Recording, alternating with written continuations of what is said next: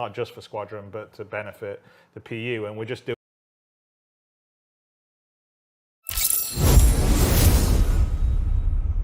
All right, so that was a look at Outlaw Lifestyle, a glimpse at how the outposts and the space stations have evolved since we saw them at last year's CitizenCon 2951. Now, if you've been following our program today, you might think this is it. We're near the end, but we've got one more special surprise in store. Joining us on the show today are two people who probably need no introduction, but we're going to do it anyway. Founder and CEO, Mr. Chris Roberts. Hello, everyone. How you doing? How you doing? I'm doing good, Jared. Welcome to the spaceship. Welcome back to the spaceship. You opened the show today. I know. And Squadron 42 game director, Mr. Richard Tyrer. Hello, how's it going? Good. This is your first time on the spaceship. It is. It is. What you think? I think it's very nice. Very really comfortable. I'm just going to ask everybody how it thinks all day.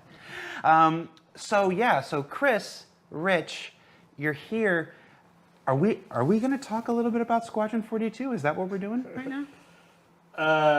Well, yes and no. So both me and Rich have been our heads down working really hard on Squadron as well as helping out on the PU. And one thing that we've thought that would maybe better to reiterate is there's a huge amount of work that we're doing on Squadron that is going to make a massive difference to Star Citizen, the PU.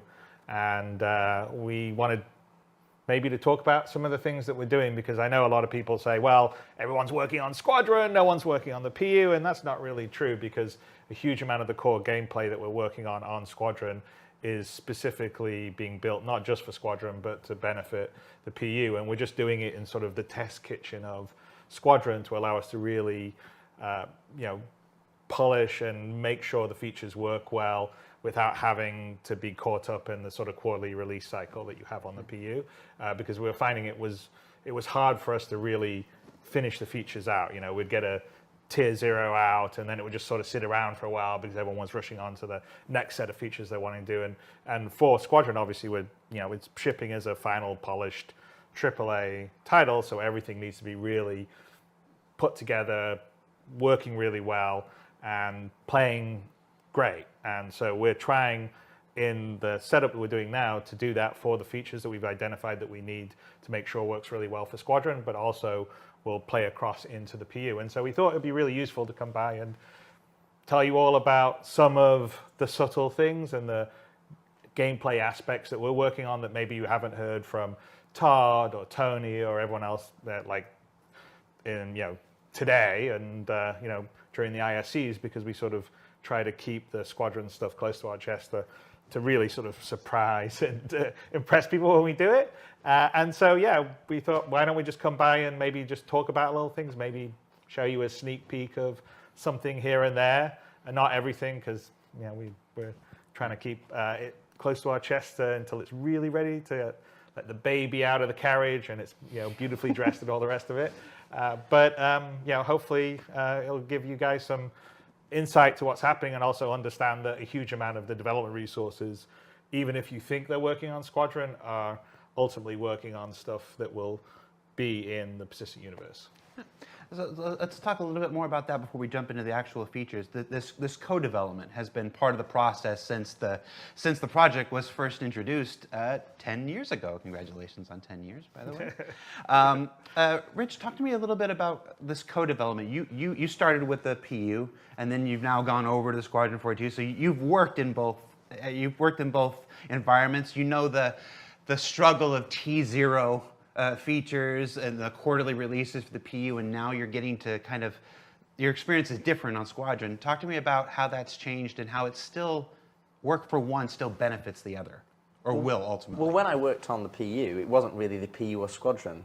It was always, we were working on features that pushed for both projects. So the focus when we were on the PU, or when we were more PU focused, was that we would make sure that we were getting features up and running, developed to the specifications that we needed them to work in a multiplayer environment, and then getting them out into the audience's hands, on quarterly releases.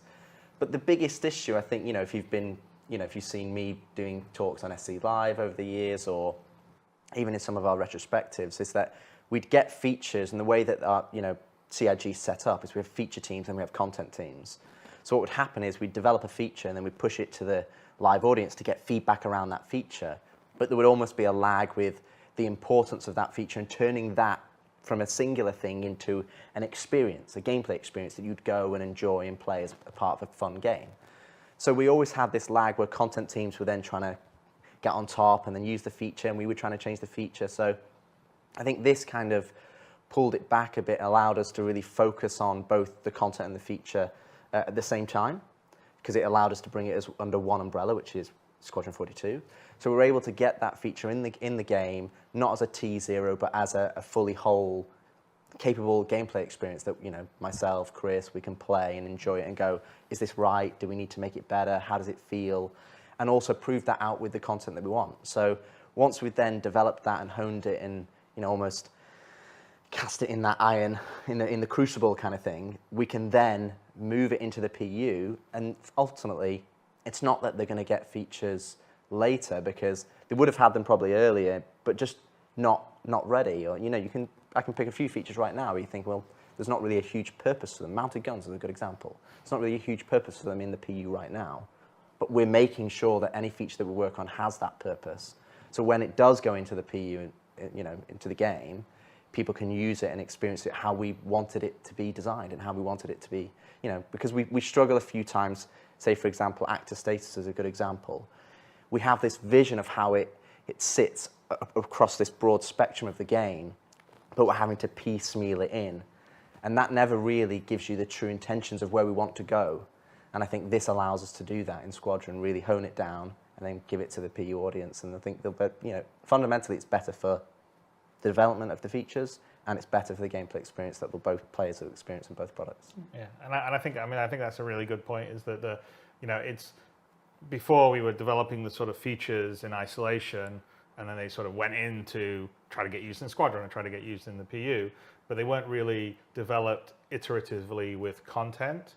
And so that's the reason why we sort of pulled back some of the stuff and are working on Squadron, is because then we can iterate it with actual gameplay content, which is what Rich is talking about, to make sure it feels well and right with the time to bake it in without having to feel like, oh, okay, we've got a quarterly release out. And because, you know, there's a lot that goes on with the quarterly release in terms of it's not just that one feature. There's all these other things that go into it, and there's a whole process of publishing and splitting off the streams, and so there's a huge amount of effort and work every time you do one of these releases. It sort of eats into your development time in terms of doing the feature, and so pulling it out of that sort of loop and saying, okay, we're going to work with it in Squadron to really make it polished, so it's like not a T0 version. We've really got it down. It feels good.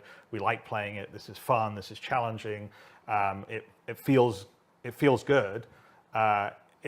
Is the benefit, I think, that's happening with us on Squadron. When we're seeing it on our side, I know it can be a bit frustrating for everyone on the other side, because we're sort of telling you, oh yes, it's going to be much better than you've got right now. But we are very aware of a lot of, say, usability issues, you know, user experience issues that we are addressing right now in Squadron, specifically for both Squadron and the PU. That's gonna, and we'll show you a couple of little things that will help with that today. But essentially, if you think of core gameplay in terms of, you know, we have some core areas, what we call the, you know, the sort of the actor system, which would be the FPS, the you know, players moving around on foot, you know, interacting with things. The vehicle stuff, which, you know, like John Crew heads up, but you know, the whole vehicle systems, and you know, you've already seen some presentations today on things that are very specific to vehicles, you know, like the sort of need for multiple speeds, and also the resource network, which is going to first roll out in vehicles, but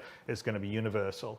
You know, all those are sort of core gameplay systems that we have, and so what's happening now is that we're taking some of these systems and really just making them work well for Squadron, and then bam, they're going to come across into the PU. You know, another good example, which hasn't been talked today very much by on the you know, the vehicle side and the Need for Speed, but you probably saw, you know, in the different modes there needs to be more stuff on the HUD, and you know, we've got a whole redesign that's happening on the HUD and the MFDs. That's going to be very different than what you have now. First of all, it's using universal building blocks instead of, you know, what some of the legacy stuff has in Flash, but it's going to be much more minimalist depending on what your context is. It's going to be, you know, depending on what equipment you have, you may be able to cast some stuff to your visor, maybe not. And we're building this system to work well in all the ships used in Squadron, and then it will get rolled out to the PU, which has obviously much wider range ships. But as we're designing it, we're building it with both Squadron and the PU in mind. And so there's a lot of things, you know, people have talked about the star map forever, or, you know, so that has definitely been a major, I mean, there's right now, I think, 3 engineers, you know, a couple of visualists on it that we're really sort of working to make, you know, the new star map, which people haven't had. It's been in film. Yeah, we're not quite ready to show you today, but that is going to be a much improved experience. But all of it, so navigation, traversal, you know, combat, the whole feel of it, all things that we're really focusing on here to bring across into the PU after, you know, we've got it working really well in Squadron. And so I think ultimately it's going to be good for the PU, and a lot of things are going to sort of come together over the next couple of years. Yeah, we're pretty excited. So we wanted to visit you and talk a little bit about it. I think there is 2 common themes that I think you'll see throughout the entirety of this talk as well. One is the fact that it's how we develop the features. That everybody looks at individual features, has got the microscope of that specific feature, but it's how they all interact together to create the game. So it's about bringing them all together to create that gameplay experience. And number 2 is that none of these are like, oh, we're going to get to this in however time, and you know, we're going to work on it. That all of the stuff that we'll talk about today is stuff that we're actively working on, and not in the inception, but you know, we have in our hands. We can play it, we can see it, we're feedbacking on it.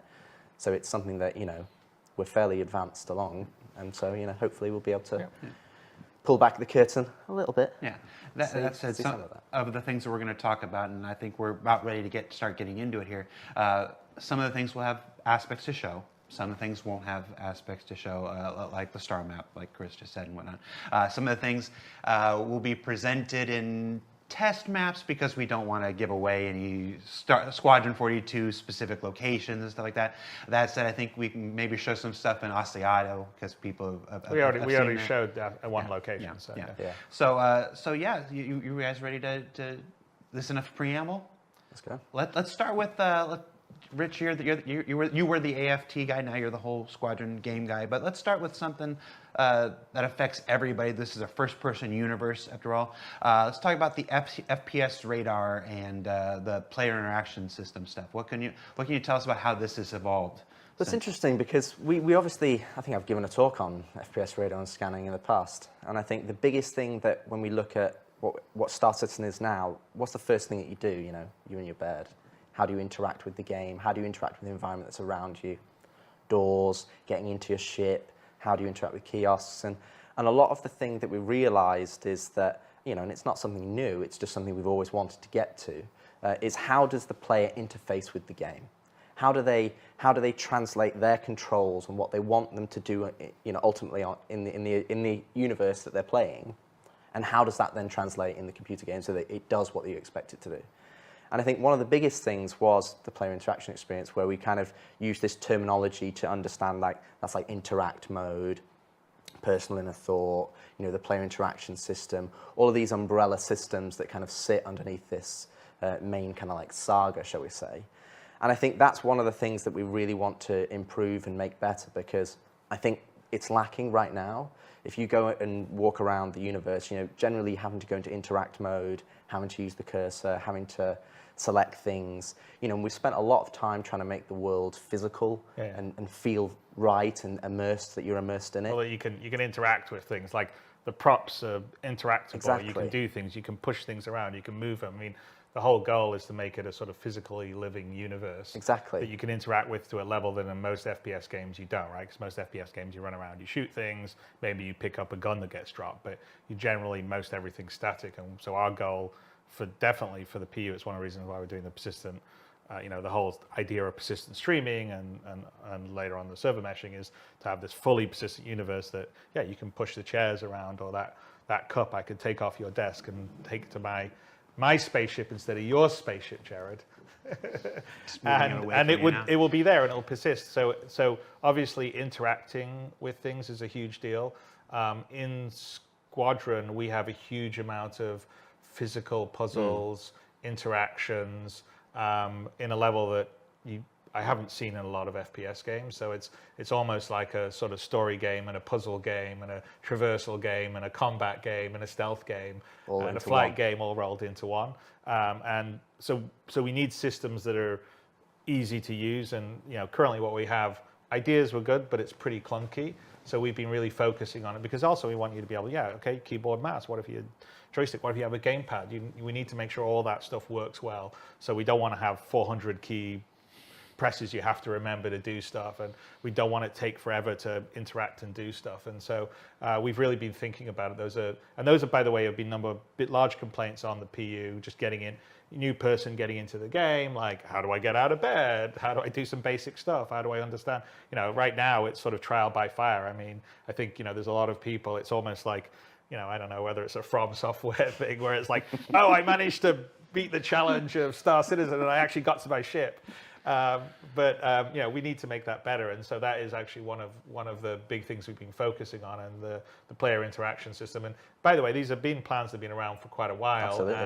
And Rich, back when he was in charge of sort of the core gameplay group, which was the AFT and the weapon teams and the actor tech team and stuff, that was on the list of things to do. It just because of what we talked about, the release cadence in Star Citizen on the alpha, it just didn't get to it yet. Well, we're getting to it now, and we're working on it. So I mean, part of it is basically removing the barrier. Yeah. So removing the clunkiness, as Chris said, to how to interact with with the environment. So what we've kind of gone to, we've gone to kind of this weighted system. So if you're walking over to a trolley, you shouldn't have to look exactly at the handle to be able to go, oh, I want to use the trolley. You just want to be able to go over there, and the game, you go, I want to interact with the trolley. You just press F, and the game should know, yeah, they want to interact with the trolley. So if I'm looking at your desk, for example, you've got quite a lot of things that I could pick up and take and do whatever I want. But you want to be able to just walk over there and not have to go into a mouse cursor mode to be able to then select it. And you should just be able to go, I want to look at the green ship. I'm going to pick up the green ship. I want to look at your little mini ship over there, or the book, or your coffee cup, or whatever. And you just want to be able to go and look at those things, press F, and you need confidence that when you're looking at something, and we have the user interface to tell you that yes, this is the thing that you're going to pick up, and you don't want to have to go into this separate mode to be able to do that. So I think that's one of the fundamental things on the player interaction experience, and that's such a pervasive system across the entirety, because it's the same when you're in a cockpit.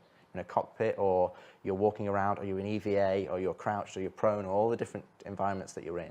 You need to be able to just effortlessly interact with the game world, and you want it to just feel natural and immersed, because you want to get involved in what you're doing in the gameplay, not have to fight the controls. And then on the other side of things, which is FPS radar scanning, it's actually kind of being split into kind of a twofold. The first area is kind of what we're calling kind of like a quick scan. This is something that, again, if you think of the Star Citizen universe, it's very detailed. That's one of our strengths, that we're detail at scale. And so you want to be able to go in and understand all the individual pieces, that you can go in and go, I want to move that thing, or I want to go and get in a giant ship. But sometimes it's quite difficult to realize, okay, what is environment, or what is interactive, or which bits are relevant to me.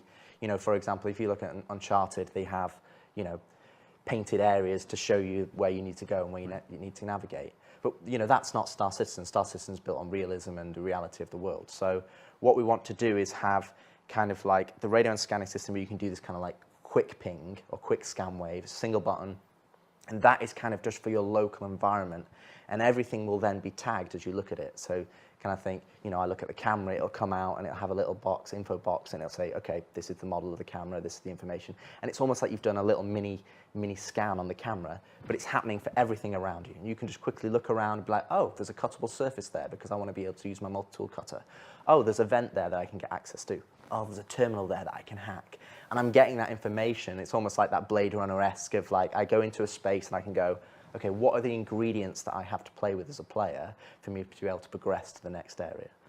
And then we've got the other side of things, which is radar and scanning, which is what we're calling like a charged scan wave, where it's the same system, you're holding down the scan button, and that's pinging out across wider areas, and that's where you're looking at, individuals. You're getting, okay, there's 2 guys over there. What's their details? Oh, there's an NPC over there. Okay, I can see an objective that I need to complete, and that's a bit more because that's more gameplay pervasive.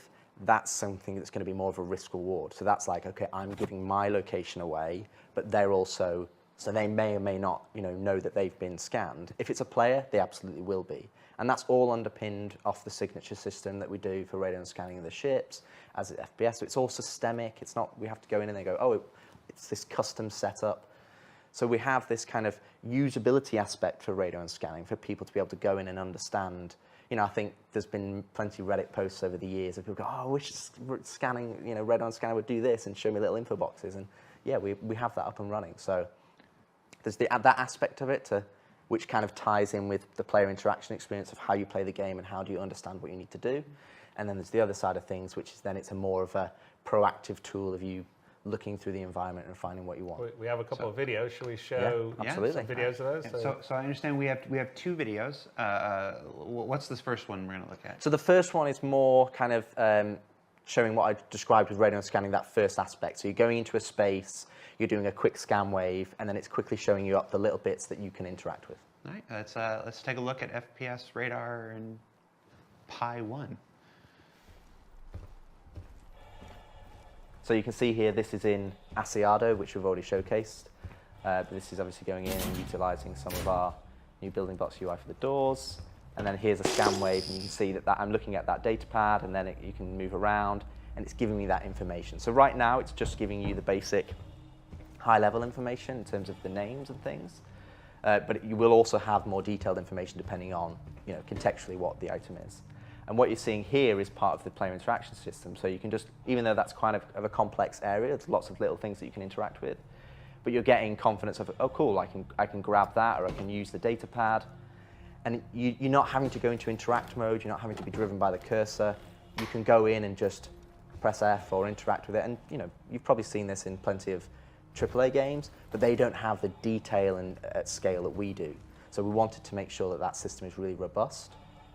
But hopefully it gives you kind of an idea of. And I'd also say that part of the idea is that there's the default action, which in this case is what you see when you're on it when it says grab or I think there's a few other ones that you can be as your default action. But the icon, if you just had a single disk with that wasn't broken, then that would mean there's only one thing you can do with it. In a lot of those cases, you could see there was a broken disk in 4 pieces, which was basically saying that's a multi-action. So as you look at it, if, for instance, in that case, if you hit F, it does the default action. If you held F, it would bring up the modular wheel that would show you the other actions. So you could maybe equip it versus grab it or whatever you would do. And so the idea is just like you can do in Rich was talking about a lot of other sort of AAA, even console games. You walk around, you look around, oh, look, I can X to do something with it, right? So there's a bit of that's happening here. So you can just look around and I can interact without having to hold F, move your mouse around and all the rest of stuff. I mean, we'll still have the overall interact mode that you can go into if you want, but the idea is I just play around if I'm used to playing games a certain way. So there is a certain language of, I think, FPS or even third-person games that exist right now, and we don't want to do something totally different to it because people are used to playing games a certain way. It's like why in an FPS game you run around with WASD and use the mouse because so many people are used to it. And so we're leaning a little bit onto that, but trying to make it much more usable and work with inside a much more powerful system than you typically get in games. And so even there, you saw there's a lot of interactables. You look at them, you can move them around, do all these different things with it, and hopefully it'll be much more intuitive for players in Squadron or Star Citizen. And that default item actions is a good point, because that's also something we've gone to and we're changing in the fact that we want everything to have a default action that essentially you go over, you press F, it always does that default action. But let's say you're harvesting harvestables and you want, the default action is that it picks it up and puts it into your hand, but you want it to always be to store into your backpack. You'll actually be able to go in there, right click on the item, when you're in interact mode, bring up the wheel, or like Chris says, hold F and it will bring up the wheel. And that will replace that list that we have currently right now. And you'll actually be able to remap that in the game, like 3 clicks, and you go, I don't want it to be pick up into my hand. I want it to go straight into my backpack because that's what you're doing right there. So then you can go and have it, it allows us to give the interaction system how we want it to be by default, but then it puts the onus on the player. If they want it to go, they want a weapon to always go to their backpack because they're happy with the weapons they've already got and they're going looting, they just want it all to be stored, they can do that out of the gate so it doesn't always go into their hands. And they have that customizability to be able to, interact with the environment and the objects that they're looking at. Before we move on, we have a second video. Yeah. Yes. I haven't seen this one. You want to set it up, or you want to just go into playing it? We Sure. should play it when we Yeah, talk play about it. So I mean, the second one, essentially, what we're about to see is kind of what I talked about. This is the second half of radon scanning. So this is where they're still getting the environmental information, like whether you've got a vent or a terminal or a hacking area, but you're also now getting information about the enemies and the AI and what's out there. So it's a wider and broader. Yeah, I mean, this is where you basically, it's almost like whether it's X-ray vision or you can hear it through the wall, but you could track someone on the other side of a wall, but you're doing the charge scan, which is much more risky because it's noisy. And if people go, oh, someone's scanning, maybe there's someone over there and they can track you down. But it'd be useful in like when you're stealthing around, it's like you're going to go around a corner, you don't know if there's some enemies around the corner and you want to find out. You use this. It's very useful. Yeah, having played lots of levels. Definitely, because in Squadron, we're trying to have a certain amount of realism. So you're not just going to go and gun down 400 people. So we want you, when you're in situations, you're outnumbered and you have to, it's more of a stealth game in the FPS than it is a straight out run and gun shooter. Right. Bring it to the point of realism, then bring it back to the point of fun, as you said. Well, there's a lot of fun stealth games. All right, so I want to see this clip. I haven't seen it yet. Let's roll FPS 2. So what you're seeing here is that he's going to do a scan wave in a moment. Essentially what you'll see is that it's now penetrating through the walls, and now you can start to see the slavers that are in this environment. Now these slavers don't necessarily have a radon scanner, so they're not able to pick you up. So what will happen is when you do a scan wave or a charge scan wave, your signatures will basically skyrocket. So that's what will give you away to other people. So in the PvP environment, you're only getting, it's a big risk. If you want to do it, but you're giving away your location. So if you're willing to do that, then so be it. But in a more of a PvE environment, what we're going to do is we're going to have tailored. Some enemies will have radon scanning and some won't. So if they do, then they'll be like, hey, I've just been pinged, and they'll get your location and then they'll go and investigate. So what you're seeing here, on that video is kind of a wider, broader area and seeing through the walls, whereas the first one is kind of a more limited scope. And you can, it's up to the player to choose which one they want to do. The first one is really more about just, we want to encourage the player to go into an environment and go, okay, cool, I'm in this room. What things do I have to interact with? And then the second one is more of a wider scope, like Chris said. When we're playing our stealth levels, you need to have kind of a good understanding of where they are, and it's only temporary. And you will have a cooldown on that charge scan wave, so you're not just going to be able to spam it there forever. It's like you get a temporary picture and you go, cool, I've got a good snapshot. Now I'm going to make my move and go forward. So while we're still here on the first-person experience, the player experience, let's stick to a couple more topics that are related just to the player before we move into ships and bigger stuff. Ledges and ladders. Everybody knows the struggles of elevators in the persistent universe, but that's not the only way to, traverse the universe to get around and stuff. I understand that you guys have made a number of improvements to mantling over ledges and how to use ladders. I mean, Legends and Ladders is kind of Best game I ever played. It's like a board game. Yeah, exactly, absolutely. It's kind of two features that we're focusing on. But I mean, as Chris said, in terms of Squadron development, we're looking at improving the entirety of the traversal experience.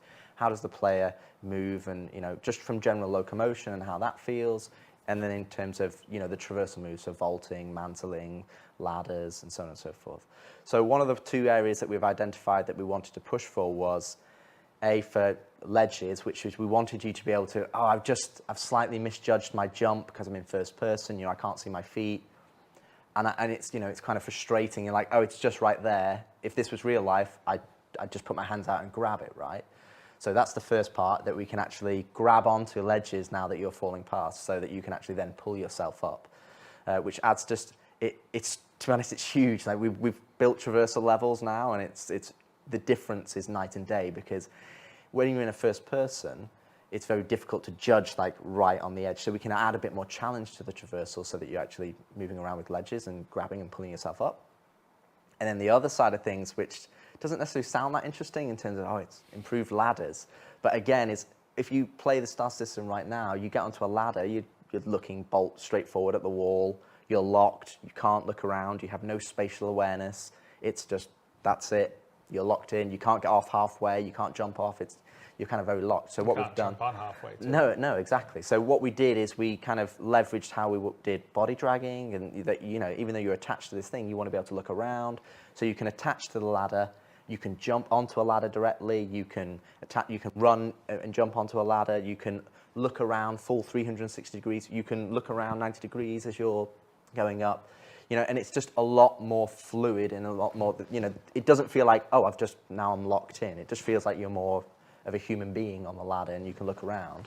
And then, obviously, if you can look behind you on a ladder, that opens up environment, you know, opens up scope to jumping from that onto something else. So it's... because you can jump off the ladder halfway up it or wherever. Exactly. So there's a huge amount of, I mean, in Squadron, we're putting a lot of traversal gameplay in, which will make its way into the PU when all these sort of systems settle, and I think you'll see a lot more. I mean, you already see a little bit where, you know, you could use a tractor gun to put a crate over or push something to get up and look at stuff in derelicts right now, for instance, in the PU. But imagine a whole level above that, which is kind of what's in Squadron. I mean, even that in the derelicts was really inspired by some of the early work we were doing in Squadron.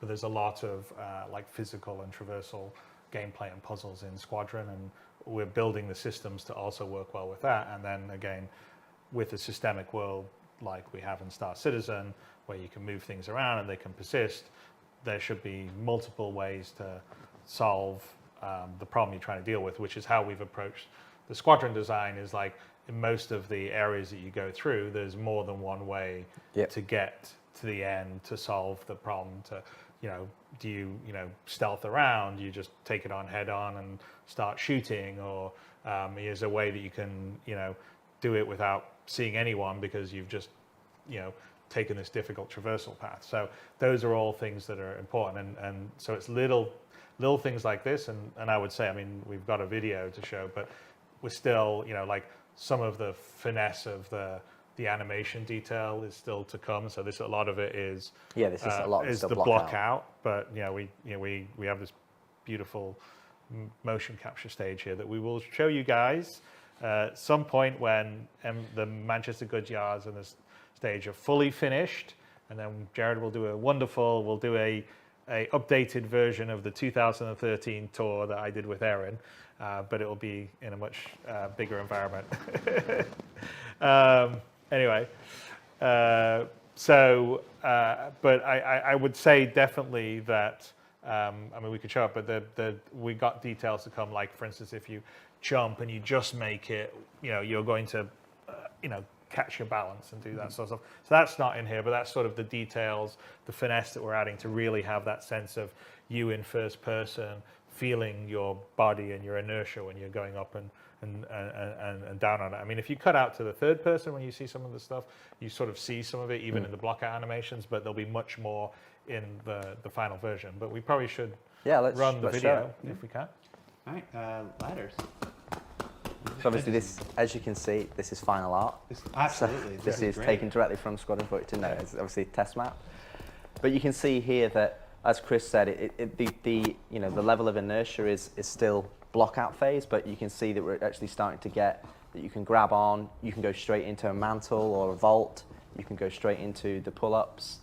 And the thing is that what you're seeing here is, you know, while this is just an test map, a lot of these are providing design ethos to then feed into the PU.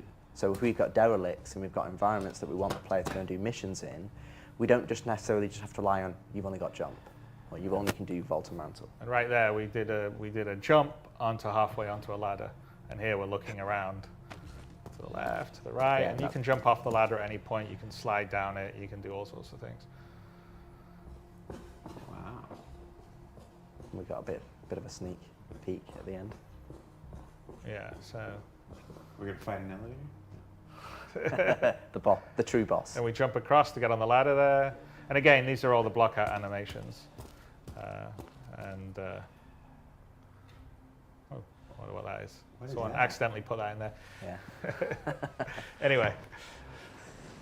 But the other thing as Back well. to our spaceship. Yeah, I mean, the other thing to say about the traversal is while we're highlighting ladders and the ledge grabs and things here, the other thing is that we're also, we've taken a deep dive on things like the control input. So, for example, we've got action queuing coming up. So, for example, if you're sprinting and you were shooting just before you're sprinting, you might be holding down shift and left mouse button. And then now, what happens now, if you then release shift, you've stopped shooting. But sometimes you want it to continue shooting because I'm still holding the input that I want to do, and what we're kind of terminology in terms of this action queuing. And that's something that we've got a whole matrix of all the different controls, all the different methods from prone to crouch, the transitions, weapon swapping, and so that just using the controls is a lot more fluid, a lot more intuitive. So it's something that we're really putting a really magnifying glass on to making sure that you're not fighting the controls. The controls are working for you. It's doing what you want it to do. So if you are using a gamepad, or you are using a joystick, or you are using mouse and keyboard, it's easy to use and easy to interact with the world so that you can immerse yourself in the environments and the missions and the gameplay. So it's something that we're really pushing forward to make better. In all aspects, right? Because, prone's one of the things that we're set to be working on here, right? The crouching, the various transitions between all the stuff. So some of the stuff right now in the PU's clunkier than it should be. And so we've really taken a deep dive on all of it. Yeah. And to make everything a lot more fluid, looking around on the ladder is a good example. But also, like on a bigger level, right, we've done a complete rework on EVA, what we call sort of push and pull.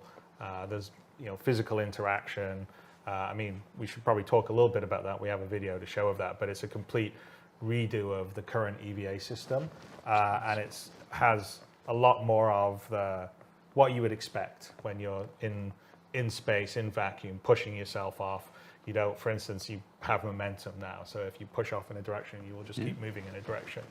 The use of it's far more easy. Yeah. Handling weapons and looking around, and some of the tech that we've developed for the push-pull is the same stuff that we're going to be using for prone and a bunch of other stuff. And really, the looking around on the ladders is kind of based on some of the to be honest, a lot of those systems are, and when Chris says push-pull, he means 0G push-pull, not trolley push-pull.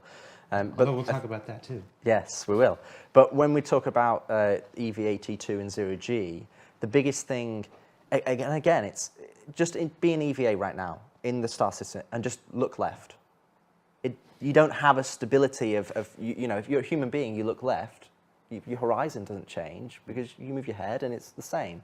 Our camera tilts and moves, and then you get into a scenario where you're like, you can't really understand the perspective of where you were in. It's like, oh, I'm now upside down.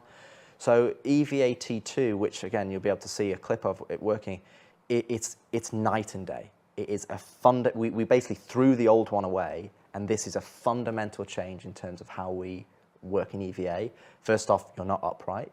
You're in more of what we call the Iron Man pose, so you're leaning forward. We still retain the upright pose for certain circumstances, but it means that you've got a better sense of your actual volume when you're traversing forward, so you've not got these legs that are beneath you.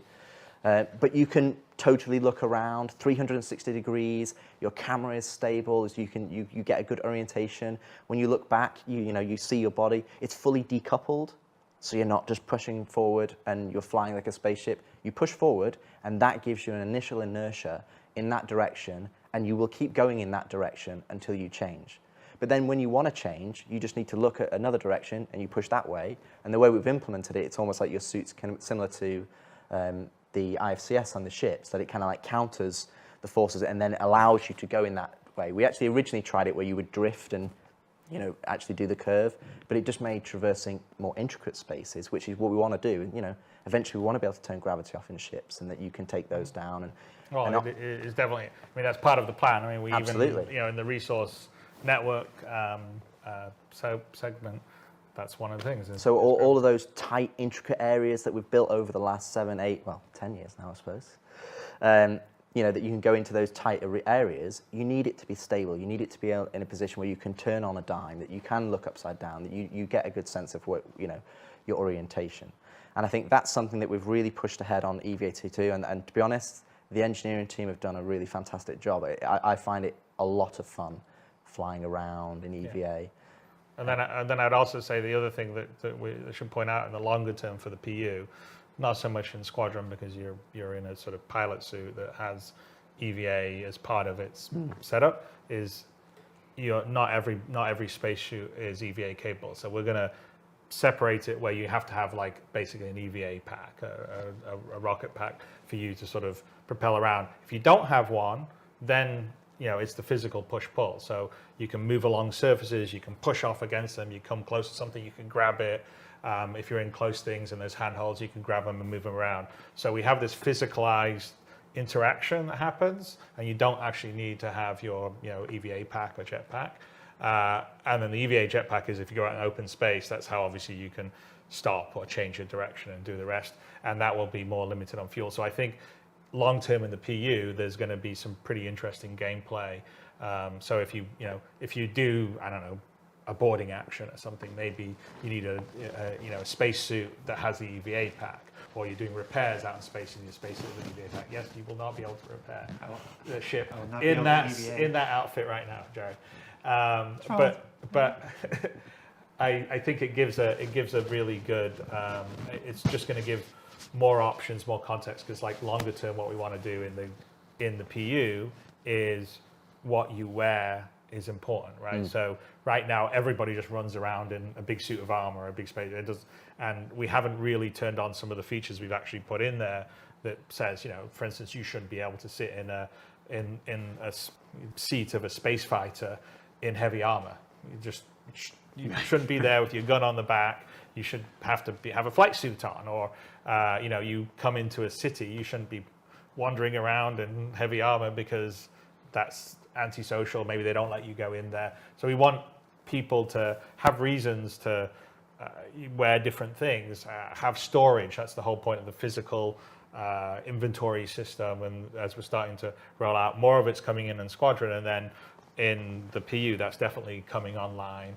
And things that we're doing like that with the the physicalized cargo and everything else. And if you look at all the new ships, there's always locker and storage. There's we have a whole system for outfits now that was first going to be in Squadron, but then coming to the PU, it's designed so there'll be a nice sort of locker, almost like a wardrobe system that you can go in and hang up your outfit and switch quickly into another outfit, or switch into this clothes, space suit, armor, everything. Yeah, so we want it to be your virtual second life, and we want to make it as easy as possible for you to manage all these different things that you can wear for different roles. And EVA is one of the minor parts of that, where, like I said, you either have an EVA suit with a pack or not, but you still will be able to move around. And we should probably run the video so we can. Good job bringing it back around to EVA at the end like that. Let's take a look at the EVA video, see what we're looking at here. Well, and as Chris says, in terms of Here we go. the EVA, this is what you're seeing here, is that you'll probably see some of it in the third person. The thrusters are not firing because it's decoupled. the old VFX, but it's also the old VFX code. So we haven't part of the proper. This is a current PU suit versus what we'll have is a new one with the proper pack that has the thrusters in the right position, and when you go forward, the thrusters going from the back. So what you're actually seeing here is you've actually connected to this surface. So now it's almost like you're in a prone situation, but this is going to be what more our new prone will be. Again, you've got full 360 degrees. You can just move your mouse and you look all the way behind you or all the way in front. And right now we're moving along here, not because we're thrusting, because we're using our hands to move ourselves around, and we're looking around as we're doing that. If we went out to the third person here, you would sort of see us moving our hands around. I think we'll see it a little later on. There we go, here we go. So we're just sort of pulling ourselves along. And if we wanted to at this point, we could stop and we could push off against it, and then we would just go floating out into space. So that's the sort of idea of what we call push-pull. And so what you're seeing here... he just pushed himself off. So what you're seeing here, that's actually kind of, you're just floating alongside the actual, this fin of this Asiata station. And this is actually keeping you in this orbit. And then if you did, and that's just, you just push forward and go, where you can actually jump off into space. But then this becomes one of the, if you look at physical traversal, where you've got jumping and mantling and vaulting, this is where we have zero-G push-pull. We have the tractor beam that kind of pulls you around in EVA, and then we have your EVA pack, which is limited by your resource of EVA fuel. So this allows you to kind of manipulate and go in EVA, and allows us as developers to build EVA traversal spaces, both wide-ranging and both small scale. So yeah, here's I mean, we were before in first person looking around, but here's us cutting out to third person to actually show you what your character and body's doing. And so there's a lot of, I mean, and these are still blockout animations actually, but so there'll be a lot more like nuance or fidelity to it. But yeah, you have a lot more control, directional sense, ability to look around, ability to stop yourself. So I think, in this one, we're going to come up close to the glass above it. Yes. And you're actually going to see us, like if you fly into something, you sort of arrest yourself, again, block out animation, but you're going to, as we get down close to it, I think we're going to come down, you'll see as our character comes down here, our player comes down here, put our hands out to brace ourselves, to stop ourselves on the glass here. So all of that's like systemic, that's not marked up or anything, it's all ray casting, seeing if things, you brace yourself when you come up against, hold on, arrest your thing, you can push off against things. So we've spent a fair amount of time and engineering on all this, but it's not just for Squadron, it's going to be, it's obviously useful in some of the environments of Squadron. This is one of them, obviously, the acid aerospace, and you're going to look down on the slavers that you saw in the earlier scan. But the use of this in the PU is going to be massive. And also the big thing that Chris said there is it's systemic.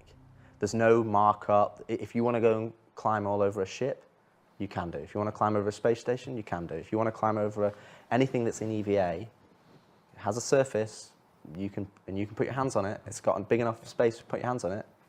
It will work. So there's no like, oh, it only works in this scenario, or it only works in this scenario. It is what you see here. And then as what we've not been able to show today, which is do have working or partially working, is that when you go into very tight environments, if there are handholds, you will be able to grab onto that handhold, or whether it's a terminal or whether it's a hatch to get into a ship, you'll grab onto the handhold, and then instead of putting your hands out and landing, you'll grab on, and then you go, cool, I can use the terminal, or I can look around, and again, you're not locked in, you can look all 360 degrees, you'll switch hands as you look around, and you can get a sense of, okay, where do I want to go next? I want to go over there, cool, or I want to go through this door. And it works in tight environments, wide-scale environments, and fundamentally, it's a lot nicer to play than our current version, which is just... No, it's massive for the game, so I think there'll be a lot more sort of EVA, external action. Yeah. The combat's better, it's much more stable.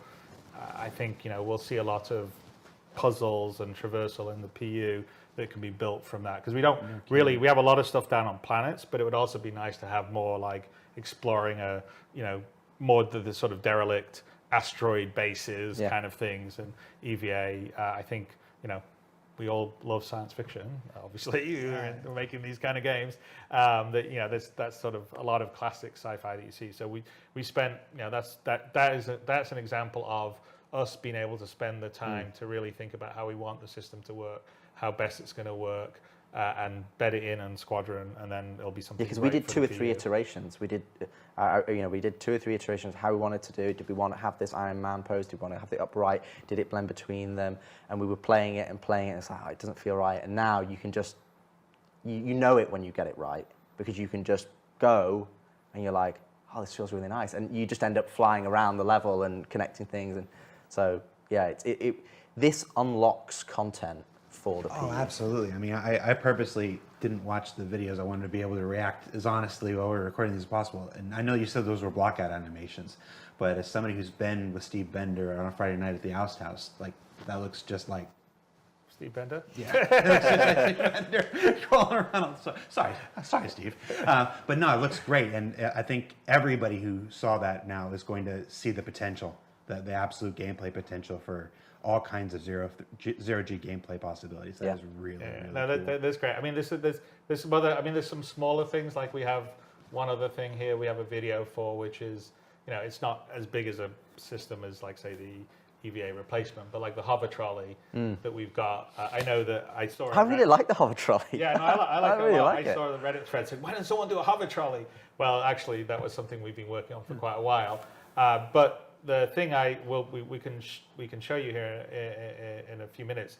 But the thing that's really good about this, because obviously the physical trolleys, the wheels get caught. I mean, just like in the real world, right? And you've got problems of going upstairs and all the rest of the stuff, just like you would in the real world. Is that it sort of opens up the potential, and this really plays into the PU. We use it in Squadron for certain things, like you'll see in what we show here. But for the PU, it's actually much more interesting because now you have the ability. We always had this design for our like bigger cargo containers, right? Ones that you can't just pick up yourself. We originally had this design where there was sort of a grav-lev system where you stuck in this thing and the grav-lev, it would come up, and then now you can push around a huge container. And we're moving for physicalized cargo. It's going to be in 318. I think Tony's trying to squeeze a few things in. We'll see if he manages to get everything in. But this isn't necessarily going to be in 318, but it will come in probably not too far in the near future. But this allows you to not just have your little tractor beam and pick up something and move it around, but okay, let's have a bigger container. And what happens if you turn it on, up it goes, and then you just push it into your cargo hold, turn it off, locks into the cargo grid. And now that cargo container, imagine a bigger one. Well, what happens, like right now in the inventory system, you can put things in your local inventory of your ship or other various inventories. Well, imagine your container, say one of these bigger, like maybe a 16 SCU one or whatever, that's sitting there, and now I can place, I don't know, large vehicle items in it. I can place all sorts of stuff in it. So I could load up this container, I could push it into my ship, then I could fly it off to some remote planet and put it next to, where I'm camping out, or longer term where you say maybe a player base or some group of players with persistent decide to take over a derelict or something. And I can basically load up a bunch of supplies in a container, like bigger supplies or weapons or armor suits or whatever, and put it in there just by doing this. I think the underlying sort of hover tech for the trolley stuff is really good because it will really play into the cargo and the logistics that are going to come with that. Because longer term with persistence and what we're doing, I think there's going to be a whole bunch of gameplay that will be revolved around the logistics of living, right? Mm-hmm. Like how do I have my food? How do I have my drinks? How do I have my raw materials? How do I have my weapons? If two orgs are fighting a war over a patch of land, someone's got to show up with extra, ammo and missiles and all that kind of stuff, and or weapon replacement, especially as we get repairing and the salvaging and stuff. Okay, well, rather than have to fly it to a place that can do your repair, maybe there's an on-field repair that's happening right there, and someone's changing out a broken weapon for another weapon because you've loaded it up and stored it in your container. So there's the possibilities in the PU is huge, and this is an example of just little bits of tech that we're putting into Squadron that we're planning on bringing it across into the PU. But in the PU, they just have a lot more potential, like the EVA. So. Yeah, I mean, the biggest thing about trolleys is when we approached trolleys with the physical trolleys, was that we wanted them to serve two purposes. One, we wanted them to serve a purpose that is more traditional games, which is, I can move things around, and that allows me to create, traversal opportunities for me. If I'm blocked, I can move a box over here, and I can get up higher now, which is kind of what the more physical trolleys are kind of better suited for.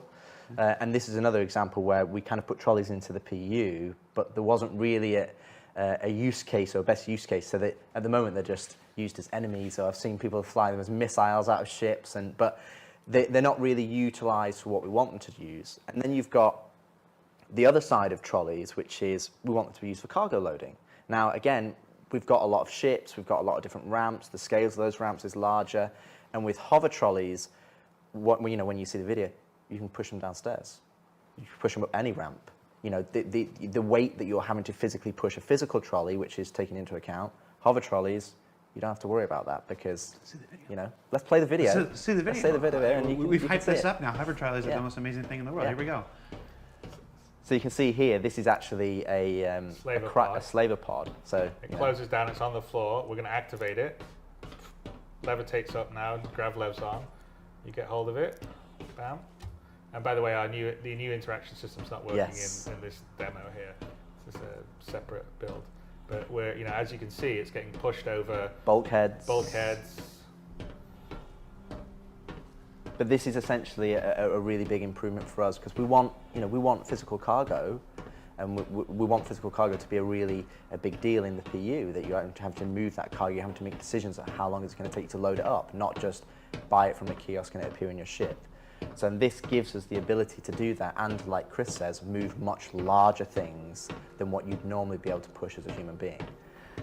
Yeah, I mean, this happens to be just a slaver pod, but obviously you'd be pushing, as long as it's grav lev equipped and has the sort of hover device, then like I said, you could have large shipping containers and stuff like that.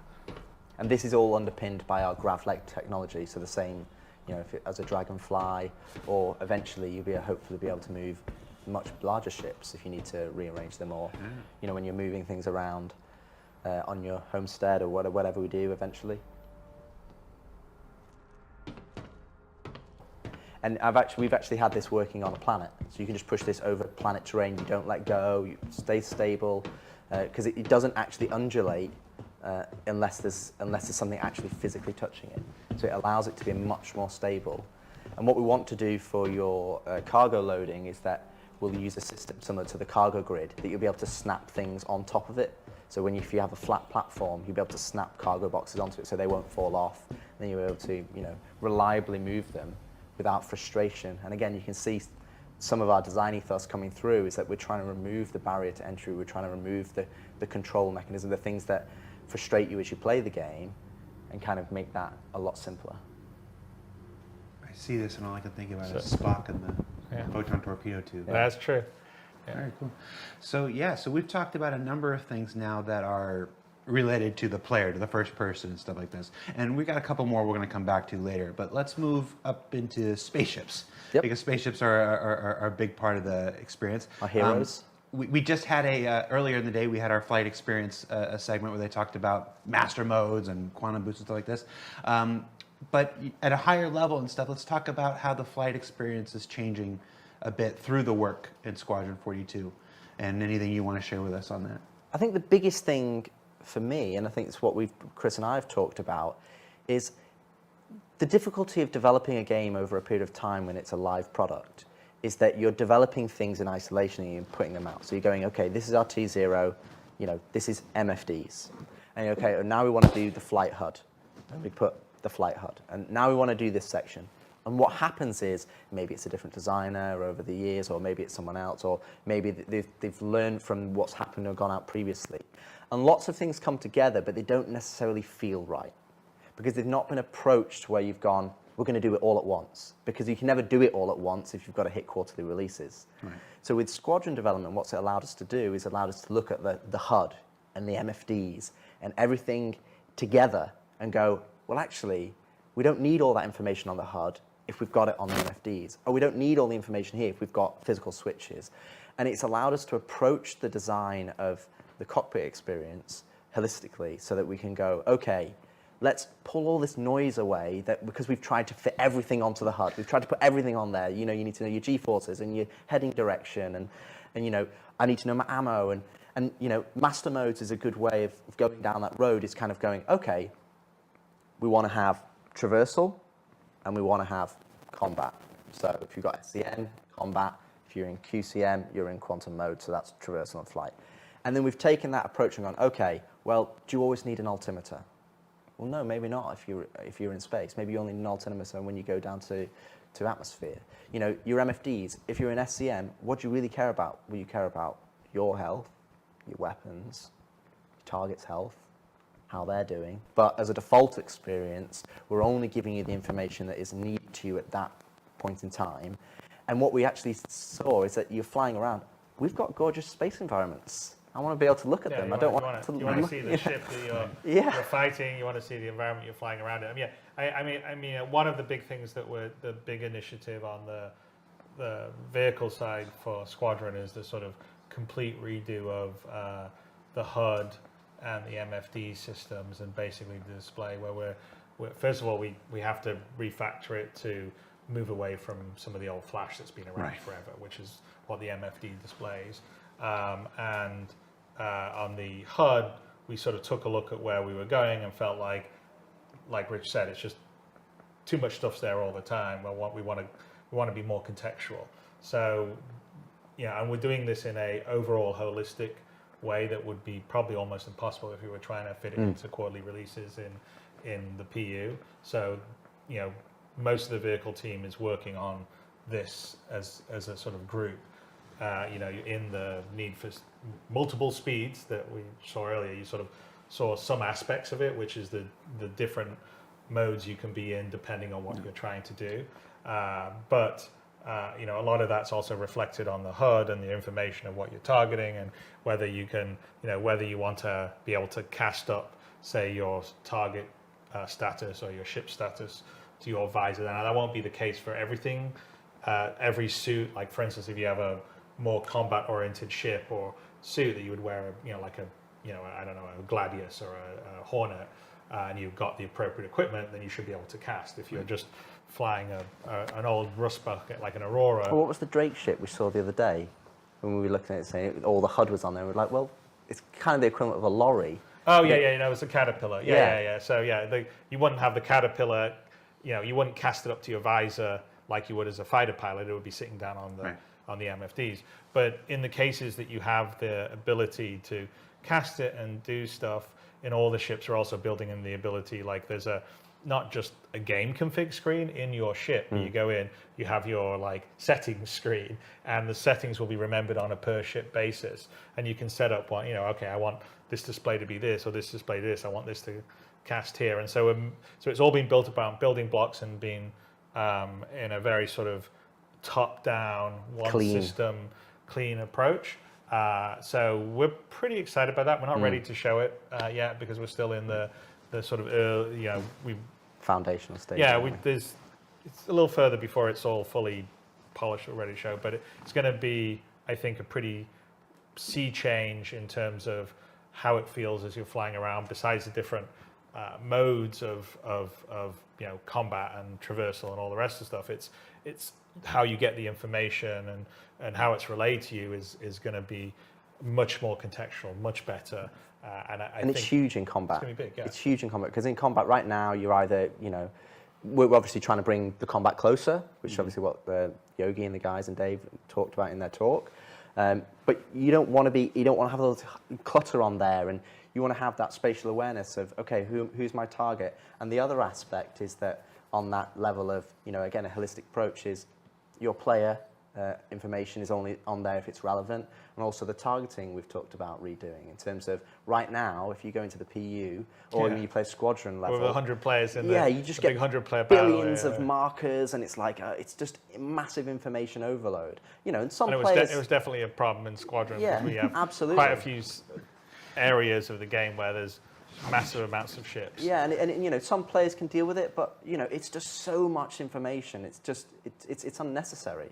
So what we've done is that we want to strip back the targeting so that, again, you're only targeting the things that are important to you. So, you know, we're relying less on all these markers, and we want to put more of a focus on your radar in the cockpit, because you have a radar in the cockpit. You know, fighter pilots in real life have a radar. They don't have in-world AR markers. Oh, there's 20 guys coming over there, you know. We want to make sure that you've got the information that you need, but also we want to basically make sure that you're using the tools that we provide. Because what's happening right now is that everybody's just reliant on the HUD, because the HUD has everything on there. But you've got MFDs, you've got a cockpit radar. You know, they're there for a reason. So what's happened over the years is that we've redone them at separate times, and you know, the MFDs are still in Flash, and they've done the building blocks. So we've kind of got into this cycle of trying to, oh no, this is it, this is where the player should be. And what we want to do is we go back to kind of what Chris's original vision in terms of, well, there's an in-cockpit radar. You should use that. There's in-cockpit MFDs. You should use those. Okay, now I'm in this specific combat mode. Okay, they're cast, so I can see that information. But the radar doesn't become redundant. That should be what the noise is on. That's where all the information should be. Okay, I should be able to go in there and select targets. That information should be clean and delivered to me. But out in the world, I want to look what's there. I want to look at my target. I want to look what I'm saying. Oh, there's a space station. Oh, there's another guy coming in. So we want to have less reliance on just AR markers for everything and only reliance on marking things that are important to you or you've directly marked yourself. Yeah. And I think when you fight combat experiences where you're fighting 15, 20 ships, it's just a lot more fun because you're not having to deal with all the extra noise. You can just focus on being the best pilot you can be. I think it's really important. And I would say that definitely, we're putting a bunch of work into the radar, which is really radar / star map. So like what you've never had in the PU. The original design was that that radar that you would see would also scale up, or you would scale out basically, to be a nav map, your star map, right? Your nav map. And what happened when we were getting the first iteration of the PU out, the baby PU, we're like, we didn't get that working yet, so we just said, well, we'll use your Mobi-Glass version, and we're still using the Mobi-Glass version all these years later, and it's still mostly the code that was done all those years ago.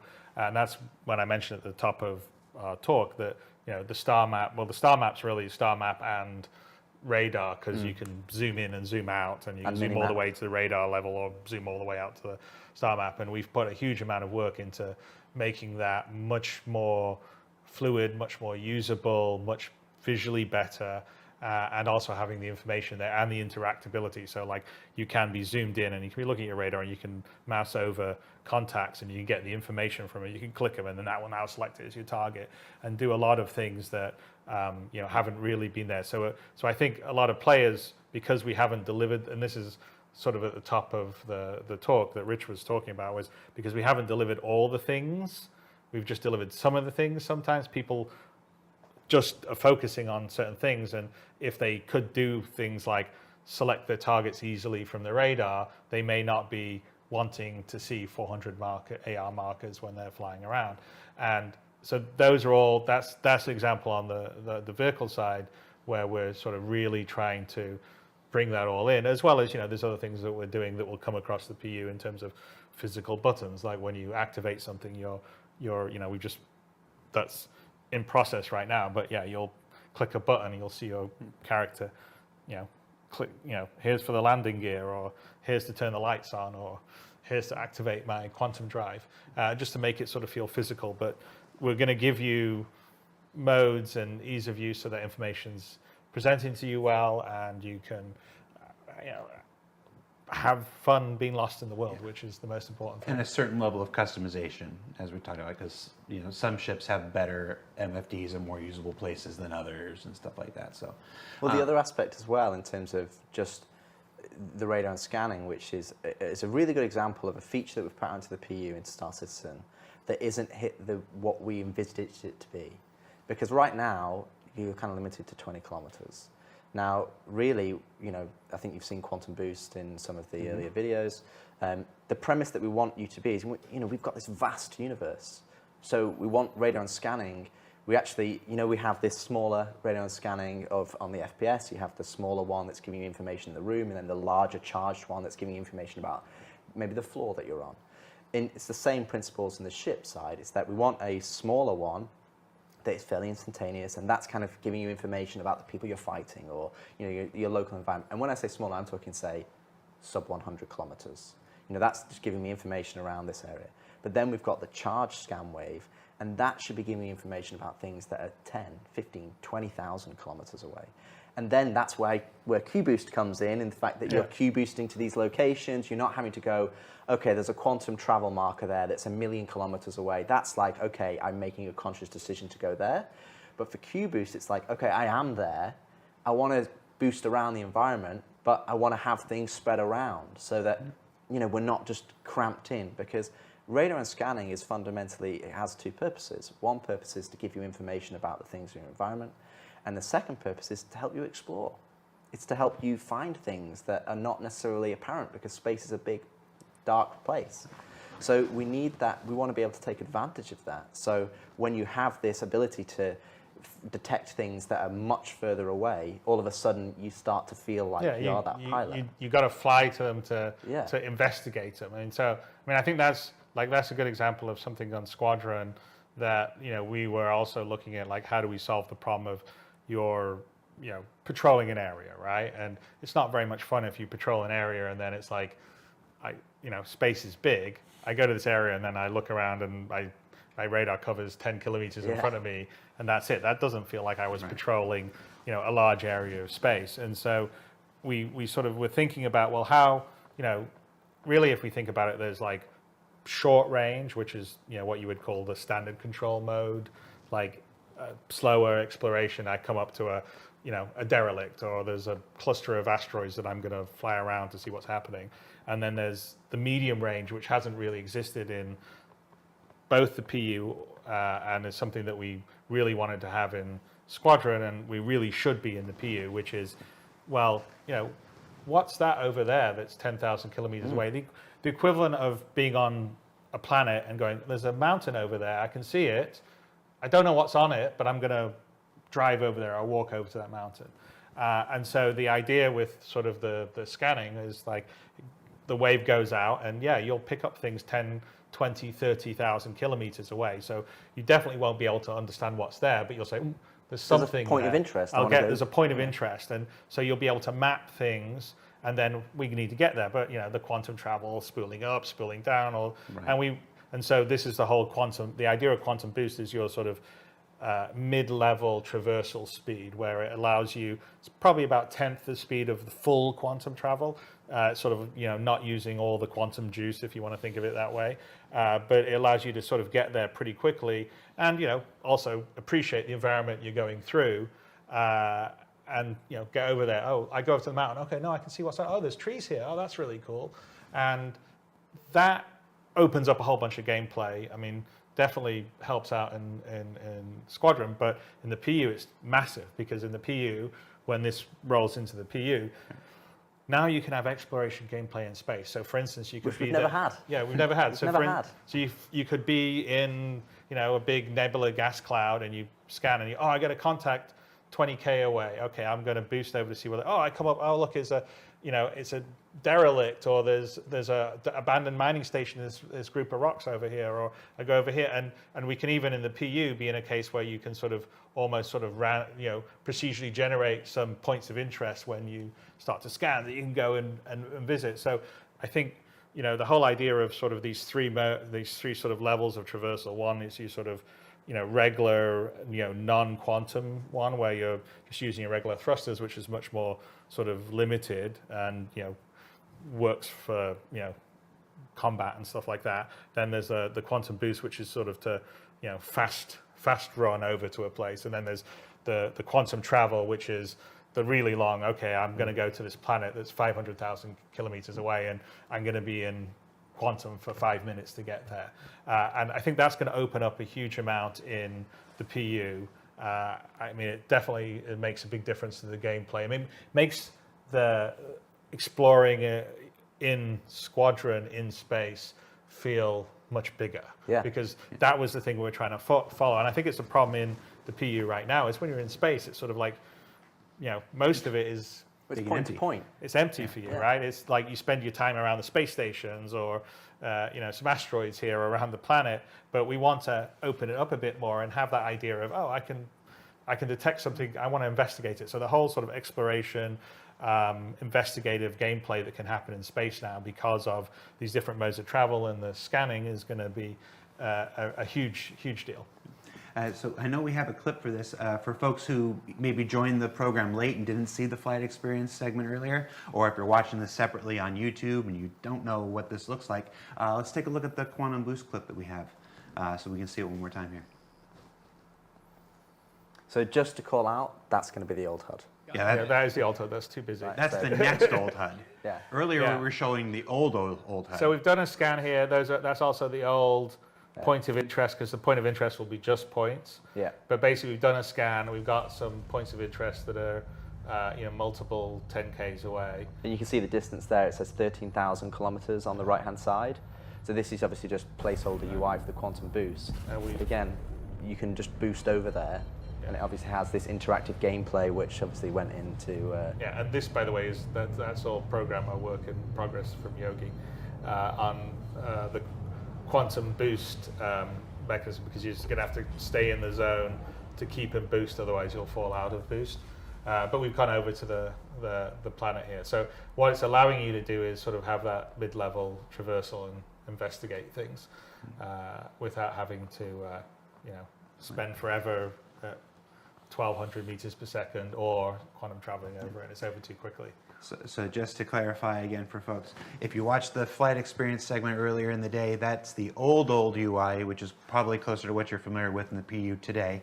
What we just showed now is the new old UI, the one that was intermediate now, but we're now moving away from. And the basically it's the same as it's the styled Squadron UI that was from the UI you have in the PU. Right. So what you have in the PU is these generic version that Zane did. This was the one that we had, the style that we did for the Aegis style, but it was still based on the idea of all this information being present.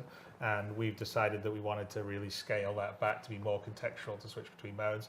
So that's one of the reasons why we're not really showing all the HUD and the MFD stuff now, is because we're in the process of the change. So it's, a lot of programmer art, and you even saw it in the Need for Speed segment, whereas a lot of that, like the mode stuff and everything, they've just sort of hacked in the modes to the current HUD stuff. But when the new one comes online, it should be much cleaner and easier to go. And I don't know if it was too clear on the video that we were seeing, but on the video we say we were originally in SCM mode, standard control mode, and then we switched to quantum mode. So the spool up wasn't really the spool up for the quantum boost. The spool up was just, there's a spool up as you go into quantum mode, your shield's powered down. So you there is some risk when you're in the fast traversal mode, and the quantum drive powers up. But once it's spooled up and you look at a place, you can boost towards it. And it's just, you press shift and it's instant. Yeah. And so for people that want to, go, oh, what's that over there? People have been wanting to, I just want to like free quantum, right? There's people who want to do that for quite a while. It's like getting on your horse. Quantum boost is. Second start of the right and straight on till morning. So we've been talking about these flight experience stuff, the ship-related stuff, the new UI stuff, the contextual changes and everything. We'll obviously show those as we get closer to being ready to show those. You talked a little bit about the star map. Again, not quite ready to show today stuff. As far as those mapping things and getting around stuff, there's also the mini-map. There's also the mini-map, which has always been this promise of being able to find your way through either a really large ship or a space station or stuff like that. What can you tell us about the work on the mini-map? So radar, as we call it, is essentially, it encapsulates the star map, it encapsulates what's in your cockpit, and it also encapsulates, when you're in FPS, you have an FPS radar and scanner. And the mini-map is essentially a way for you to be able to, and you can access it both from your Mobi or it'll be on your HUD, a way for you to get the spatial awareness in, when you're in a 3D environment in FPS. So I think what we have in terms of the mini-map, it gives you that 3D isometric view that you can move around, and all the information in there is underpinned by the FPS radar and scanner. So the information that you're scanning in the environment is the information that you'll see on the minimap.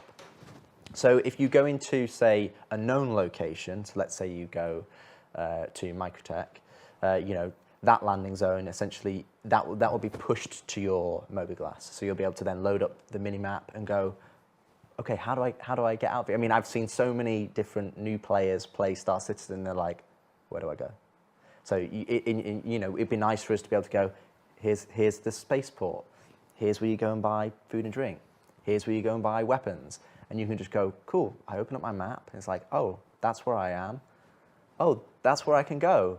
And it gives you a map at your fingertips. But then when you're at an environment that is not, say, let's say you go to a derelict outpost, you'll be mapping that environment as you go, or you may be able to find a terminal that has the map on there that you can download, and then you have it to you. So it really allows us, again, Star Citizen, one of its strengths is that it's scale, but that's a challenge for us as developers to be able to give it to players and for them to be able to understand and navigate where they need to go. Because the first thing is, how do I play the game? Where do I need to go? What do I need to do?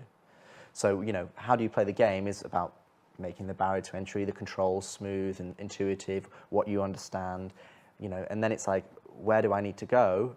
okay, well, this allows you, we have a mini map here, and this allows you to go, oh, cool, there's the spaceport, there's the shuttle, or there's the train, or this is how I get to this area.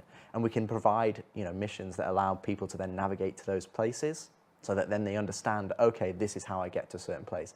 Because everybody, if somebody says to me tomorrow, come around to my house or go here, just give them a postcode and you put it in GPS. Everybody's put it in Google Maps. Exactly. You need the street level version of it. Yeah. And so we've long wanted this. It's very critical for Squadron, but it's also I think important for the PU. And the concept is that some of the maps are sort of readily available. You just walk into a city, and the terminal auto connects to your Mobi or whatever, and you get the map downloaded. And some of them you may have to explore something, and then as you explore it, you map it, just like a sort of more traditional mapping technique. And there'll be some cases like we have some stuff in Squadron which I think would play perfectly well in the PU, where like you don't have the map initially, but if you hack in or you can download it into a system, like Asiado is an example of, we've been showing it because we showed it a while back as a location. It's just one of the very, it's a minor location in terms of Squadron, but since we showed it, we thought, okay, that's a good. It's just a good backdrop. It's a good backdrop rather than just grey really boxes. But that would be an example. Is you don't load the layout of that place, but you would have to go and hook into their system, download the map, and then now you would have it in your mini map. So what we have is we have some footage here which is showing how the visuals, the mini map, in terms of sort of an isometric render in the engine, in the UI, that will essentially become your mini map. But you'll have a more sort of reduced version with you in the middle as you're moving around. But if we run it, you'll see kind of what the tech is. So first, this is in the editor, but it's essentially what it does is it's taking our existing layouts, levels, ships, so we don't have to build this custom, but it's a way of applying certain shaders and marking up certain objects to be displayed, like the floor gets displayed but the walls don't. So we can just take the existing geometry you already have streamed in that you're walking around already, and then use it to be rendered for our mini map. So this is essentially in the engine using the Idris ship itself and the various parts of its interior to create the mini map without any special. This doesn't have any specific custom like UI art for it, other than some of the like level things that say ground level or whatever. It's one of the advantages of having high detailed ships, because the okay. environment's already in a good state to show straight out the gate. And so the idea of this being systemic is that when it's the feature and is ready to go, ready for prime time and everything, we can just apply it to space station. Yeah, because a lot of zones. traditional game development, you have to make custom mini-maps. Yeah. So you look at an environment and you go, we have to make a custom environment mini-map. So if we want to support lots, tens, hundreds and thousands of locations, especially for the PU. And absolutely for the PU, it's just not viable.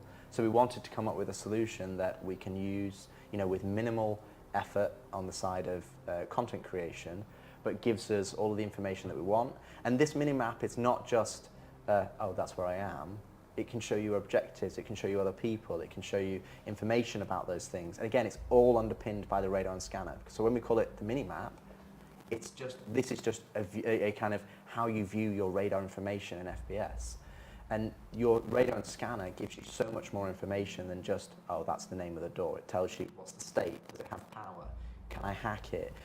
If it's a person, what's their active status, are they injured? So if you're coming into here and going, I'm trying to do a medical mission, I've got a marker, I can go, cool, I can get a scan of the local lie of the area and go, right, this person's injured. Oh, his body's injured too. Oh, he's got a tier 1 injury. I'm going to go and help him before he bleeds out because I can see his health. And you'll be able to see that via this information.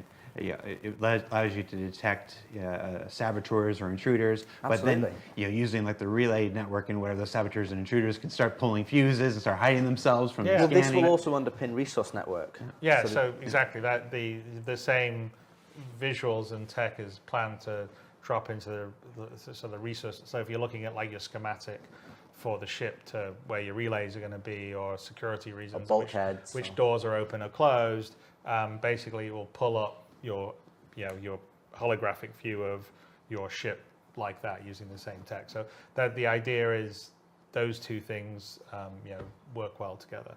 All right, so we've been talking about the FPS stuff, the stuff that affects the player specifically, and we're going to touch a few more of those things before we leave today. We've moved up into space and talked about our flight experience and the scanning and the mini-map and stuff.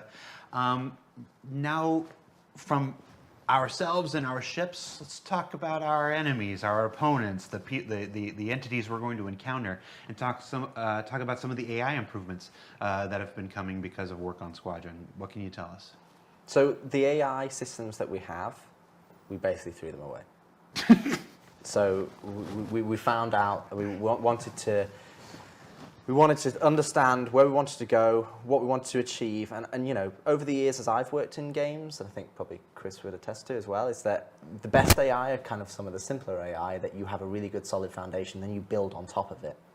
And I think our AI over the period of time that has been there, I think it's kind of had lots of different iterations, and it kind of lost its way a little bit. Kythera, and then yeah, it's kind of lost. So what we've done, and when we say they've also no one's the AI that's in the PU has never really had tuning time. No, exactly, the focus. And it was a basic implementation at the beginning, and then it's been rolled out, and there's so many other things going on that they really haven't had time to focus on it because you're playing, and with the servers running at 6 frames a second, there's a whole bunch of problems that come with this that doesn't help the AI out at all. So this is actually a really good example of where Squadron really helps, because we're saying, okay, don't worry about that. I mean, I'm sorry that the AI is kind of brain dead a lot of the times in the PU. It's a combination of its older logic and behaviors haven't been well developed, but also it's because of poor performance of the servers, and what's going to happen with server meshing is going to make a big difference for that. And there's other things that are happening in the background that will also make it better. But the advantage of taking it onto the Squadron side is that we can really just focus on the AI, the behaviors, iterating on it, adding sort of interest and complexity, and making them feel like real humans fighting you, or in the case of Vandal, real aliens fighting you, and not or creatures. Or creatures, yeah. Well, hey, let's be quiet about that. But not get tied up in some other problems that come with multiplayer, come with online servers, and make that work really good as a single player, having fun, feeling challenged, feeling like I'm not just shooting dummies that jump up and I can easily blast.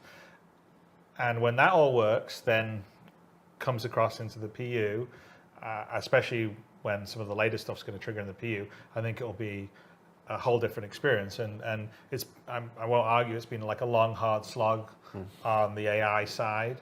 It's partly because we wanted to become really systemic, and we have a massive, especially in the PU, a massive world that can have all these different situations. So it's not, like if you're doing a standard FPS game, a Call of Duty, like the narrative parts of it, you know exactly where everyone's going to be, and you can sort of script actions for the AI to make them seem intelligent, but really they're kind of following scripts. Whereas with us, all the different planets, all the different, can you be, locations on the planets or up in a spaceship, or all these different situations the AI could be in, there's no way you could script it all. So you need to make it systemic. It needs to understand the environment. It needs to have perception of what's happening around it, and be able to communicate with the other AI it's fighting alongside to seem like they're working as a team. And so that takes time to work.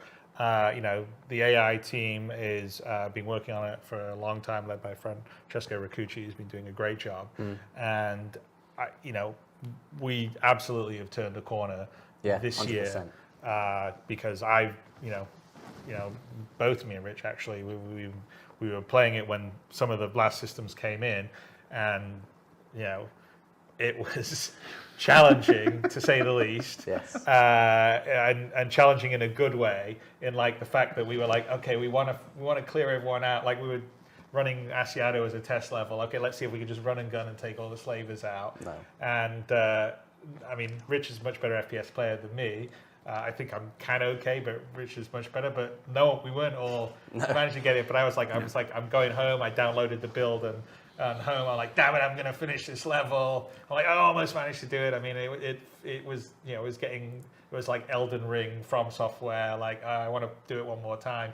And it wasn't just that you were getting like a headshot or anything where it was like, okay, the AI is just supernatural and they can instantly shoot you. It was like they were moving around, they were anticipating where you were doing, they're trying to flank your areas, and they were behaving intelligently. And those are all behaviors and systems that we've been working on in terms of like realistic perception. Like they can hear a sound around a corner, but if you were 3-4 doors away or whatever, maybe they wouldn't hear you if you dropped something. And you know, see where you were and see you in the peripheral vision, or they'd have different ways of searching for you or fighting you, you know, whether they're more aggressive and they're pushing up towards you, or they're defensive and they're staying behind cover, or they're trying to flank you. So there's a whole bunch of work that's done, and so on the AI side, I'm actually feeling like it's going to be some pretty great stuff. And so that is going to be stuff that will ultimately be coming to the PU, and it'll be really cool. But I don't know if Rich wants to add a bit to it. Well, I need to ask something, because I've spent more than a single day on the internet before. When you say we've thrown everything away. Actually, I was about to come back to that. Because that's going to be the title of the Kotaku article. Well, it's interesting, because what we talked about is we identified everything that was there. So when I came on, I wanted to understand where we're talking years now. So what is there? How do we want to change it, and how do we want to manipulate it? So we're not throwing away the more technical underpinnings of the AI. Subsumption's still there. No, like subsumption, or like how they navigate and pathfind around the world. It's more about the bits that you go and you tune, and the bits you tweak, and we call them behaviors, like AI behaviors. So what we did is we pulled all the AI back and stripped it back to essentially 3 base behaviors. Essentially, defender, so I want to stay back and cover and defend a location. A strafer, who kind of wants to sees you and wants to go behind you, and then pushers that kind of want to put pressure onto you. So we wanted to create these 3 core behaviors that the AI can choose to go, they can choose. Behaviors. Yeah, combat behaviors this is. So once you've engaged in combat, they can then select one of these behaviors to engage you, so that you get a mixture of combat when you're fighting them, and obviously you might get 3 defenders, or you might get 1 strafer and 2 pushers. And we've got a video to show some of the behaviors. But then what we have is we have a trait system that sits on top of that, and that's where designers can go in and go, okay, I want this defender to be to always defend. He can never re-roll as another behavior, or I want him to be like a turret, so he never moves from cover to cover. Or I want pushers to be, I want always to be a pusher. I want them to, be aggressive. I want them to be reckless. I want them to have friendly fire.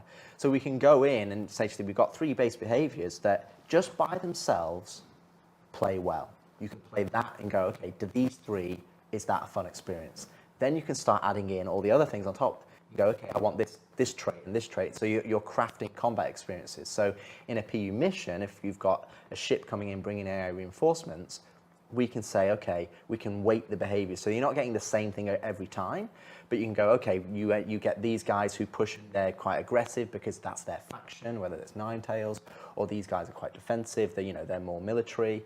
And what we have is these traits that multiply the behavior. So now we've got multiple different things. And then you add different weapons in there, so you've got sniper rifles, so the different engagement ranges, and all of a sudden you have this matrix of individual behaviors that is multiplied into the hundreds that allows us to have a really strong combat experience that is not the same. It's not, Star Citizen's a game that you're going to be playing for thousands of hours. You don't want to just be having the same combat experience over and over again. And vice versa in Squadron, we want you to be able to ramp up the combat. We want to have factions play differently. We want you to have different experiences you play throughout the game.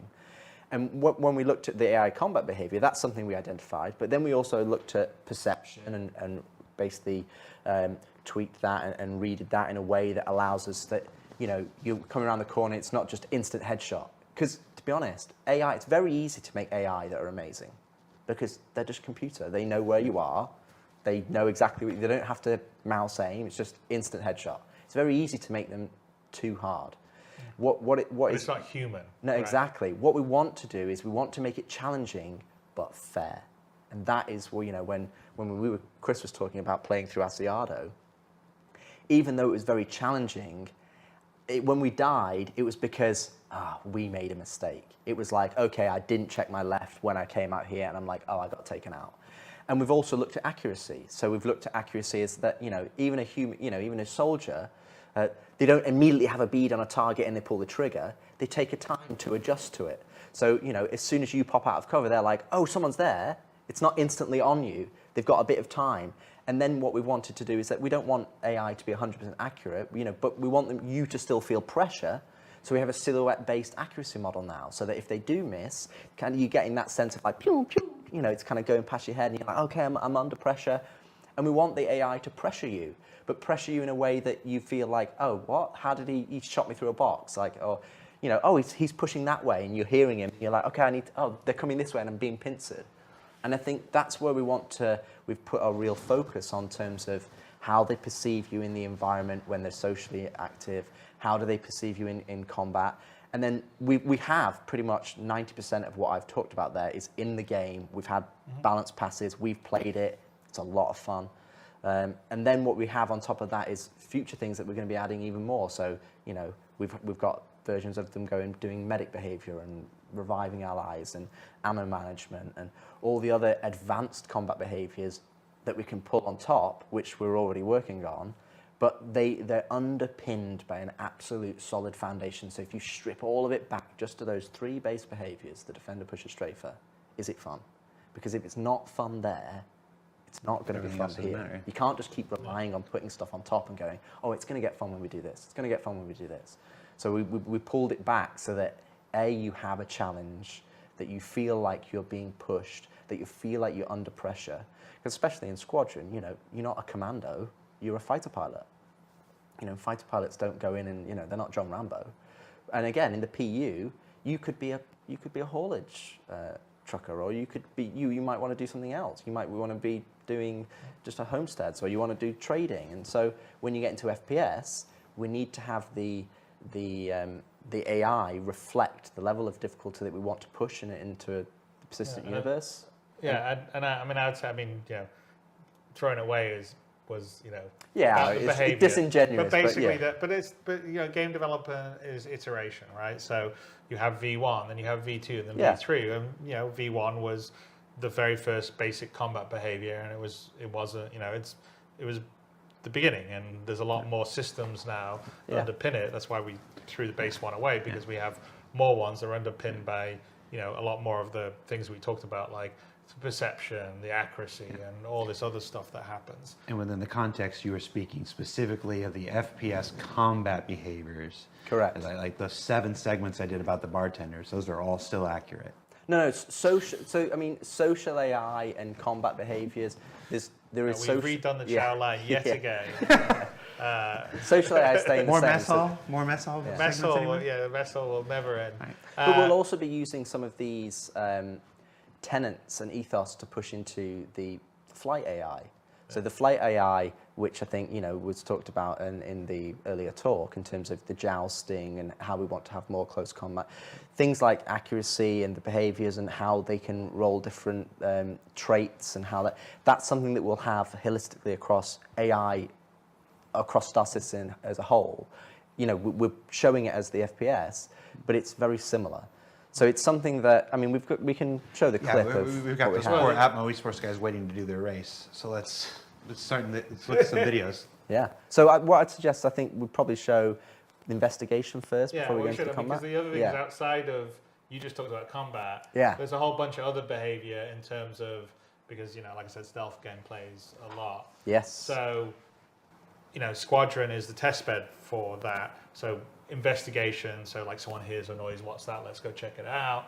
They radio their, back to base or their buddy, hey, I heard something here. Or they get in a gunfight, they could actually call back, hey, I need reinforcements, and they'll come in. That's all behaviors that's working right now in Squadron. And then on top of that, you're making the joke about the bartender and all the rest of stuff. But really, the main cooking bed for what we call social AI, i.e. non-combat AI, is Squadron. There's a lot more stuff happening in Squadron that will come into the PU. So it's not just the bartender, or even people eating at the chow line. It's engineers going about their daily business, or a janitor cleaning up messes that people leave systemically, or for instance Flight attendants or hangar personnel. yeah, the hangar basically operating on the hangar, and then when they're not fixing something, they're having a conversation on the side. For instance, there's a whole dynamic conversation system that Francesco's been working on that allows our AI, say, aboard the Stanton, which is the interest that you're based in. And it's huge. Conversation, when you're playing through a level and you can hear them talking to each other and reacting to what's happening, it all of a sudden brings that space to life. So yeah, but the dynamic conversation system allows it. So we have some that are sort of more story scripted conversations, like if you eavesdrop on some people patrolling, and we've got some stuff we want to let you hear so you know where to go and stuff like that. But also there's dynamic conversation, so people can just sort of, whether it's in a mess hall, they sit down and they just start up a conversation talking about the most recent vid show they saw, or talking about what they think the best, ship thruster is. And there's a system in for that, and we're creating a recording. But that's also a system that's going to come into the PU that's going to create a huge amount of life. So when you go into a bar in the PU, or you're wandering around the big point of interest, the cities, people will be having conversations, gossiping, talking about, I heard there was something went on, the Ninetales attacked someone in Horizon, but it will be systemic and dynamic, which is really cool. And it just adds so much. It just adds so much. So let's look at some of this in action.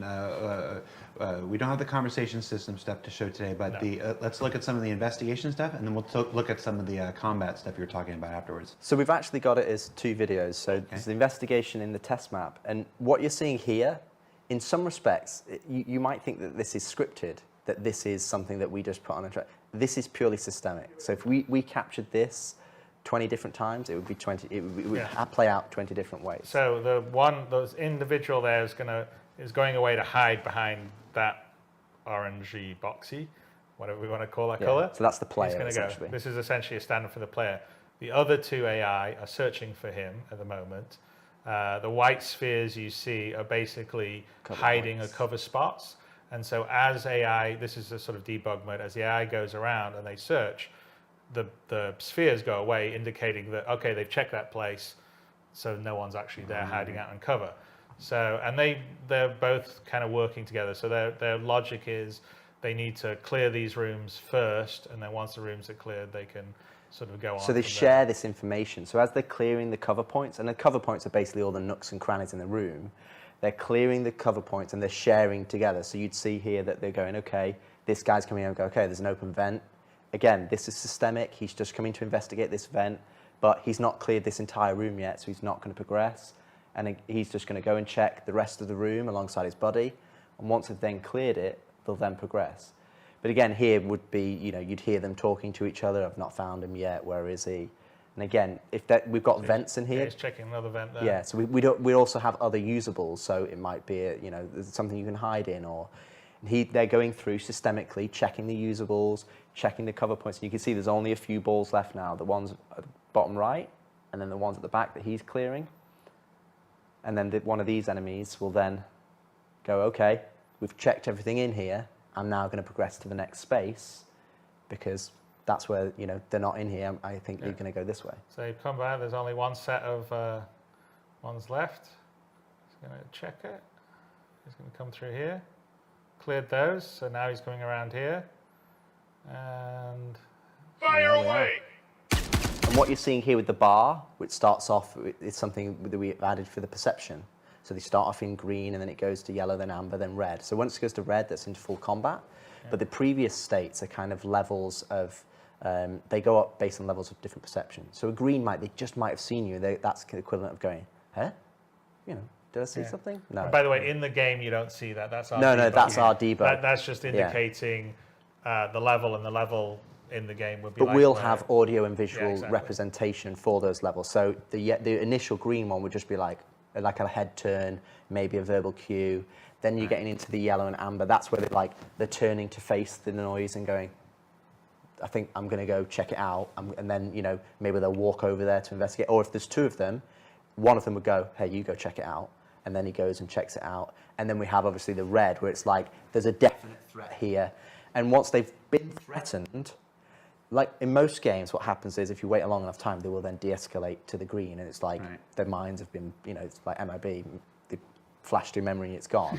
In our game, what they do is they go to a threatened state, and in that threatened state, they'll still do their social activities and their functions, but they're more perceptive. So as soon as they see it, like he's there again, they'll get into it. So it makes a difference that if you've gone loud at the start and then tried to hide, you can't just go, oh no, they'll forget about me. It has memory, and that will be the case in the PU as it is in Squadron. So, and so that was on a test map. Yes. We do have an example of it working. Yep. So I'll roll the clip. Let's take a look at the real deal.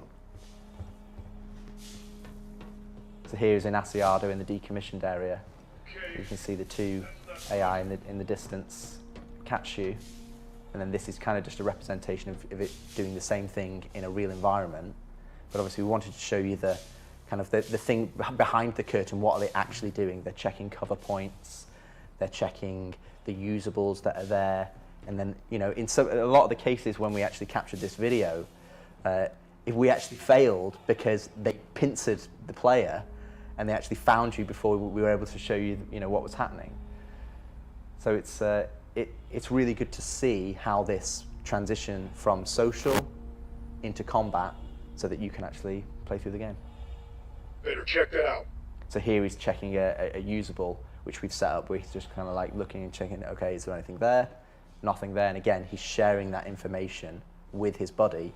So if you've got 2, 3, 4 AI that are searching, then obviously they're sharing and talking to each other and letting them know that nobody's found you.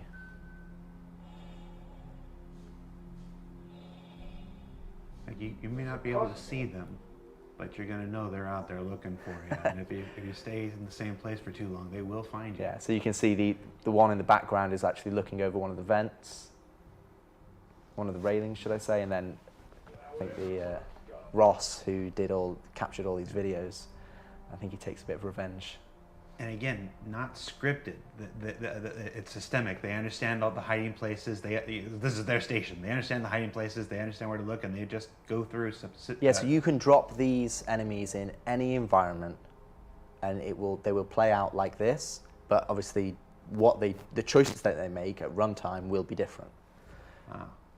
And this is where we have to make sure that the AI that we're working on, even though we're working on it in Squadron, it has to work for the entirety of Star Citizen in all the different environments, in all the different scenarios that you're put in. So it's a major improvement. So that's hiding from the AI, but let's look at some of the combat tactics now. So let's do combat tactics 1.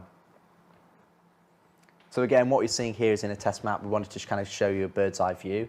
So we've just turned God mode on so you can see it. And you can see the labels here. So we've got the defenders that kind of push to cover points. Then we've got the pusher who's kind of pushing towards you. And then we've got the strafer who is kind of like taking more of a wider angle. Now, there are some similarities between all of the behaviors, but it depends on what happens. So whether they go to cover, a pusher, for example, can still go from cover to cover. A defender can still go to cover. So it's not like you've got these binary choices. It's about weighting the different choices throughout the behavior so that the AI provides something different, but also applies pressure to you as a player so that you're having to react to the AI. Right now, our current AI, you basically get the jump on them and you can just take them all out. But in reality, what we want is we want you to react to the AI because they're pushing you and challenging you. And we want that challenge to be fair so that you feel like you've made the mistake when you eventually, or if you do, get taken out. I want to get some of that God mode. Yeah. And then we have one more video showing the tactics situation. Let's take a look at that. So this is just a short version but again, it's the same AI that have been dropped in. And they roll the dice for, they don't always become defenders or always become pushers or strafers. It can be random every time, so the combat experience is different. Oh. So you might all be pushers and they might all be defenders, but the way it works is if one of them rolls a defender, then the weight for them to roll another defender is lower. So essentially here you can see here that he's getting tagged a lot just because we want to show you the behaviors themselves rather than get taken out. So he's being a bit more aggressive than you probably would be able to. That's going to make the eventual eventual speed run's a lot harder because they're not just Goombas that do the same thing every time. You can't No. memorize the patterns. And the other thing you might have noticed as well is that we're starting to have traversal opportunities for the AI. So they're not always just on, Yeah. on the base They can, nav. they can mantle over, in fact, I'm not sure we Crouch, mantle, climb ladders. They can jump over railings and push you, or they can climb up onto things and shoot down on you. They can use ladders, they can do all sorts of stuff. So we're putting a fair amount of work into AI traversal, so they sort of understand the environment and how to traverse over it other than just flat ground. And of course, on some of that, I think you saw some of that, he didn't get hit right away. Some of the early shots missed and then they hit him. That's kind of what Rich was talking about earlier. Because, like Rich says, it's very easy to make AI aim perfectly all the time because they know exactly where you are. Yeah. They've got all the numbers, but that's not any fun. So the fun is making him feel real, like you're playing against another real player or a human. All right, well, we are just about out of time. I think we got 2 more talking points we want to cover before we let you go. Let's start with one that might be surprising to some. Most people maybe not, they won't know about it. We haven't done a lot of talking about it in the past. Skills. There's what can you tell us about skills in Squadron 42? So skills, it's not just Squadron 42, it will be Star Citizen as well. So we've split them up into kind of 2 areas. One is physical attributes. So we have 4 physical attributes such as strength, agility, endurance, and fitness. And then we have techniques, which is kind of like whether it's takedowns or traversal. So if you look at the physical attributes, what we have, essentially we're going to have a skill system that you can go, and the way that you play the game will dictate how you level up these particular skills. So if you're constantly carrying boxes, you may get stronger, so you can actually lift stronger things. But getting stronger doesn't just allow you to lift heavier boxes, but it also means that your equip load that you can carry in your inventory is higher. That weight doesn't affect you as much, so you can sprint further because it's not affecting your stamina as much. Your force reactions, you're more resistant to that because you're stronger in yourself. Agility in terms of like weapon swapping or going to ADS. We have endurance, so that's, for example, like how resistant you are to the environment. If you look at, say, Navy SEAL training or SES training in Britain, essentially, they have cold weather training. They have, you can survive in harsher climates. You can go longer without sustenance. And then that's what essentially endurance gives you. And also, for example, like G-force and readout, so that pilots train for that so they can actually modulate their breathing so they're actually able to sustain higher Gs than a normal person would be. And then you have fitness. So fitness, for example, you can have a higher stamina. So when we have swimming, you can swim longer, you can hold your breath longer, you can sprint longer. So we have these physical attributes and we have multiple different ways for how you improve them. And those physical attributes will denote how effective you are at certain things in the game. So, and that will come to obviously for flying as well as in FPS. But we're not going to be removing any of the skill elements. So there's nothing that we're going in there going, oh, you've got 10% more damage. Or, we're going to make you fly the plane better. It's like, no, that's always relying on your skill. This is the things that you can't necessarily improve. So, like I said, how fast you can sprint or how far you can sprint. All of those different things that are tied into physical attributes. Well, it's like real life, right? Absolutely. I mean, you've got to spend some time if you want to increase your strength. Yes, you could naturally be born strong, but if you go to the gym and you start lifting weights, I can do whatever. I can like bench press 100 pounds. Now I can do 120. Now I can do 140. Now I can do 160.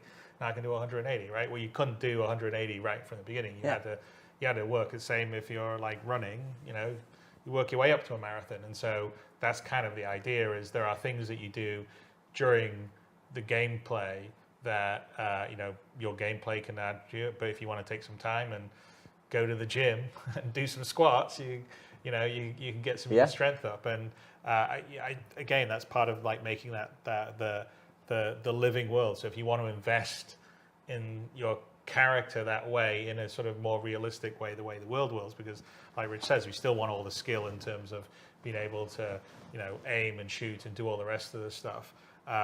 then you can do that if that's something that makes sense for what your character is going to be. I mean, in Squadron's one thing, but in the PU, I'm a cargo hauler. I probably don't really need to be all buff and everything because Exactly. I'm sitting there in the cab of my Caterpillar hauling a bunch of cargo. But if I want to be a bounty hunter, maybe I want to invest some time. So if I'm in a foot race trying to take someone down, I can outrun them, Yeah, because if you're wearing the same if you're wearing heavy armor and they're wearing heavy armor, and you've put effort into skilling up your character because you're that's the dedicated area of focus that you want. You can run further than them. You can carry things that are heavier than they can. You can equip things onto you and it doesn't affect you as much. So all of those different physical attributes, it allows you to progress your character in those ways. And then we have the technique side of things. So we're going to have multiple different techniques for lots of different skills across the star system. But a good one to how to explain it is it's almost like the 10,000 hours. If you do 10,000 hours kind of thing, you're better at something. So takedowns is a good example. So the first time you do a takedown, that's going to be quite sloppy. It's going to take quite a long time. You might struggle and eventually you take them down and it's like, oh, okay, the guy over there heard me. It's not very good. And after a certain amount of time that you practice at them, more takedowns you do, the better you'll get better. So then they'll change different animations. So now you'll unlock a different animation where it's smoother. Steve Bender is very looking forward to doing all the versions of takedown from sloppy to super killer pro. Yeah, and at the end ones, it'd be like, straight in, straight out. Sloppy. You lower him down onto the floor. It takes, it's much faster. But you've put in the effort to level that skill to a level that you want to achieve. And I think that's what skills is about. It's about giving players goals that they want to do. We'll have the same for melee, like fist fighting, melee combat, or knife fighting.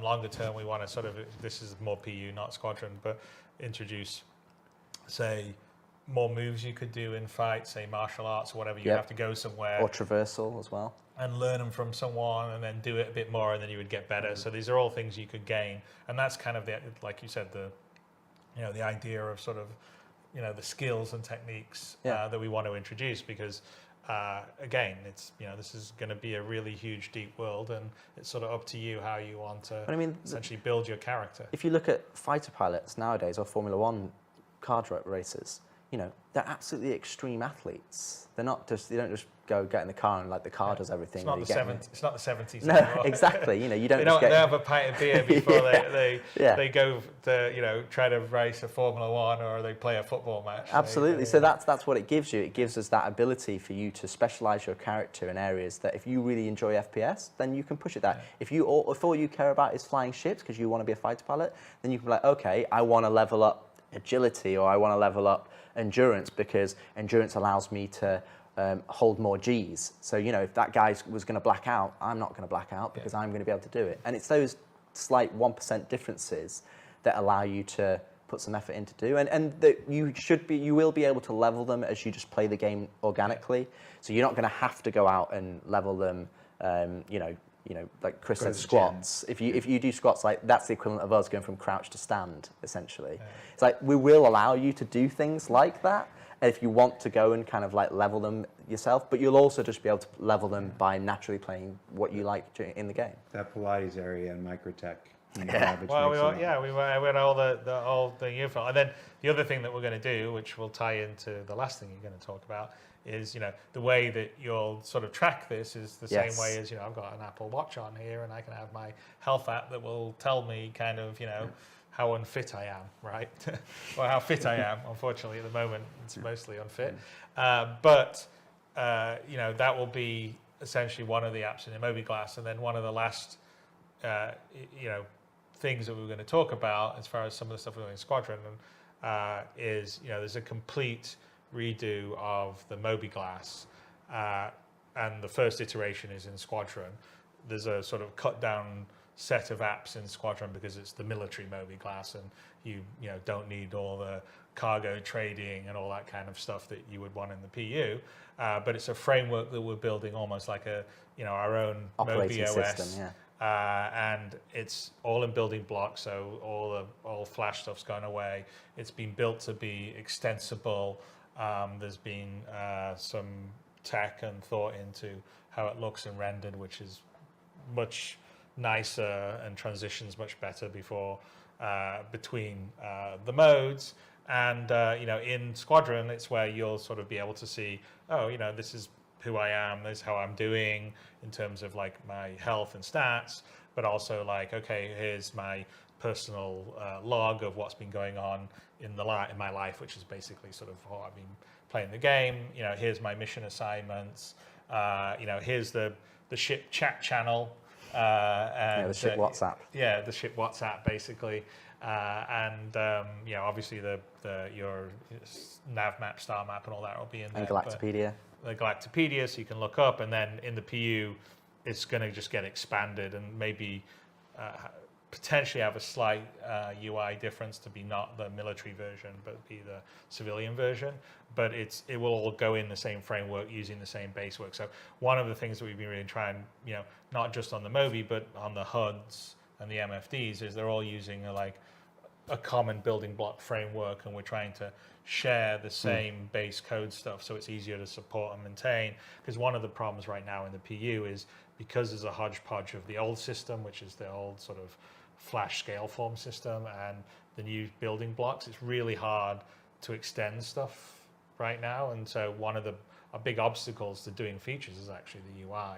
And so Squadron's one of the ways that we're really going to sort of just, clean the house and make it easier. So then in the PU, extending things will be easier and simpler. I don't know if you want to say anything more on the Mobi Glass. Well, I'd roll the clip that we have, and we can. Let's roll the Mobi glasses. Take a look.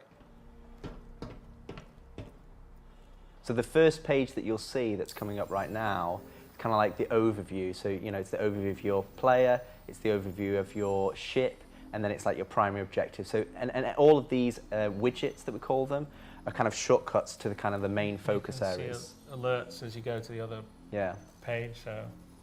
So you can see here we've got your messages. So this is kind of like the email client, and then on the right we've got kind of like the ship chat that's coming in with general ship chat from the AI, which again is kind of just making it believe that you're in this believable environment or a real life environment rather than just you alone.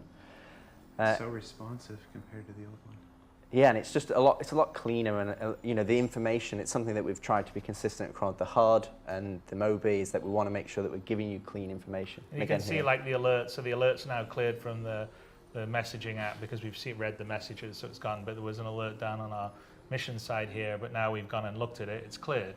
So that's the system, it's a framework. So like inside you'll get notifications or alerts. Oh, look, I got a new message over here, I'll click over to it. Now we're back. And the biggest thing as well is it's like in everyday life, everybody's pretty much interfacing with computers. They're interfacing with emails and Google Chrome or search engines, and everybody does it every day. So when we come to things like the Mobi Glass, we have to have a level of familiarity that people understand. It's like, okay, this is intuitive to use. And it comes back to really the original message that we started this talk with. We want to make sure that the game that you're playing, we're removing the barrier to the entry, we're removing the complexity so that you can enjoy the stuff that you want to enjoy, that you want to go and do. You want to go and do missions, you want to go and get equipment or find rare loot or join up with your friends. And I think a lot of the things when we look at this, where you go from player interaction experience to improve traversal, to improve HUD, star map, Mobi is a combination of that, where we want to provide all this different information, but we want to provide it in a way that you're familiar with, that you can go, we don't need to reinvent how you read emails, or we don't need to reinvent how you understand a mission, or, and you want to have the information on your Mobi, like, okay, tell me is my environment outside? Is it breathable? Yeah. Do I need a helmet? Is it hot? Is it cold? You look at an Apple Watch, or my wife has an Apple Watch, so she's got a Fitbit, and it's like, okay, this is your heart rate, and this is your oxygen. You need to have that information at your fingertips so you can go, okay, I can now plan for what I'm about to do. And coming back to what Chris said earlier in terms of, you're not just going to be all wearing heavy armor going into the ships, and you might not have an EVA pack, and you've got to decide what you need to take out with you on specific missions. It comes back to bringing all these things together as a unified experience playing the game, and then you start to understand like why we've got an eating and drinking system, or actor status, or injuries, or readouts, and inventory, and hover trolleys, and the physicalized nature of the world. And when you start putting it all together, which is kind of, we're seeing that glimpse in Squadron 42, because we're able to focus on that experience, not just individual features.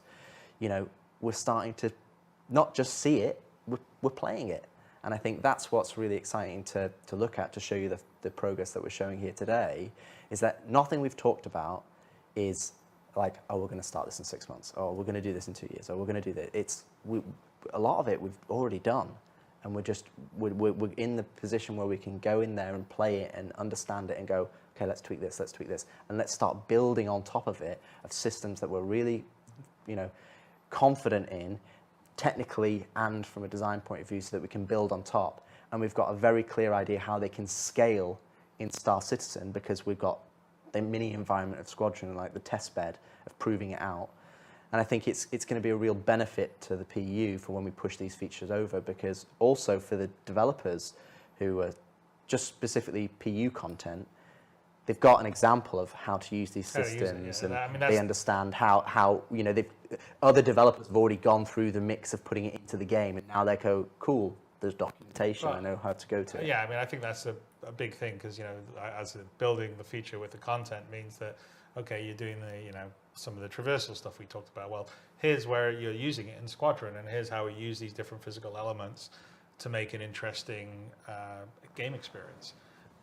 And that means that the PU team that's now going, oh, we want to do 10 of those or 100 of those, has good examples of how to use it, rather than here's a feature, you figure it out. Because again, that was a lot of things that went in were that. It's like trolleys, as we use an example, or the mounted guns are just features that didn't really have gameplay or use associated with them. So, there's a lot more going on in Squadron than just this. But we thought, this is just a snapshot. It would be very good to talk about some of the core gameplay things that we're working on, because we know that people are saying, hey, we'd like these to be better, or this to be easier to use, or smoother, or more responsive, and that's absolutely, we know, and we're working on it.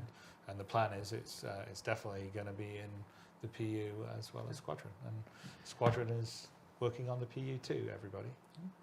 All right, so that was our version of a short conversation about Squadron 42 and the benefits to the persistent universe. Before we let you go and get on to wrapping up our full day of activities, Chris, any final words you want to share with the Star Citizen community about Squadron 42, the co-development of 2 projects, how it'll affect Star Citizen? What do you got? I'd say that it's incredibly challenging trying to have develop 2 games side by side, also while you're building the tech as well. And it's also incredibly rewarding. I have to say that the feedback, especially on the PU side that we see all the time, really helps inform as developers what we're doing all the time. And it informs what we do on the Squadron 42 side too, in terms of some of the base mechanics, some of the areas that we go, okay, well, we want to work on this thing and improve it. It's all the stuff we've really talked about this time. But, for me, it's an incredible privilege to be building something of the level of ambition that we're doing on both Squadron, but also Star Citizen. Because, ultimately, I think that Star Citizen itself, in terms of an experience, in terms of how you can seamlessly go from sitting inside your ship, looking at your interior here, look at this Constellation Phoenix, and walking outside onto a planet and looking at the foliage and the trees and seeing them out in the distance and walking over and being able to actually go there rather than it just be a background that you can never reach. The scope and scale, the sense of being able to go anywhere, do anything, that is something that most game engines and games generally just can't do and don't do. They're limited to more limited spaces, and we're utilizing in Squadron to give you a sort of single player experience that sort of feels like you're in a huge play environment and system that you traverse around. I mean, we talked about the various types of quantum travel you're using and all the different down to the detail mechanics of picking up something off a desk and moving it over, and being able to build a system that can do that for the detail and fidelity that we're telling a really rich story in Squadron, but also a huge universe that you can exist in as a sandbox for everyone to play it is a complete, I mean, from a developer's standpoint, it's a dream. I mean, it's a dream I've had my whole life. Being able to do it because we're supported by the community out there is something I'm always eternally grateful for, and it's the best job in the world. So as much as it can be difficult sometimes, as much as it can be frustrating when you see everyone bitching about something or something's not working, or what kind of idiot did this, or which doesn't this person know how to run a project, and all the rest of the stuff, it's still the best job in the world. So you've read the feedback. Well, of course, we all read the feedback. Every developer reads everything, but you need a thick skin. I mean, at the end of the day, you have a vision in your mind, and we're lucky enough to be able to really fulfill that. I mean, it's a bit of a Pandora's box that got opened when we realized we had the level of support to really go all the way, because it's a completely different scope of game now than 10 years ago when I got on stage and I was pitching a much more limited, sort of privateer, freelancer online, and a next generation wing commander. What we're building now is a completely different experience in terms of a lot more just fidelity and scope and possibility, and the idea that you can do and be anything in it. And if you can think it or imagine it or see it, you can go there, do it, do all those things. That is, like I said, I think there's almost nobody out there in the industry that has got the opportunity to do that. We're getting to do that here at CAG. It's thanks to everyone that's supporting the project. So like I said, it's hard work.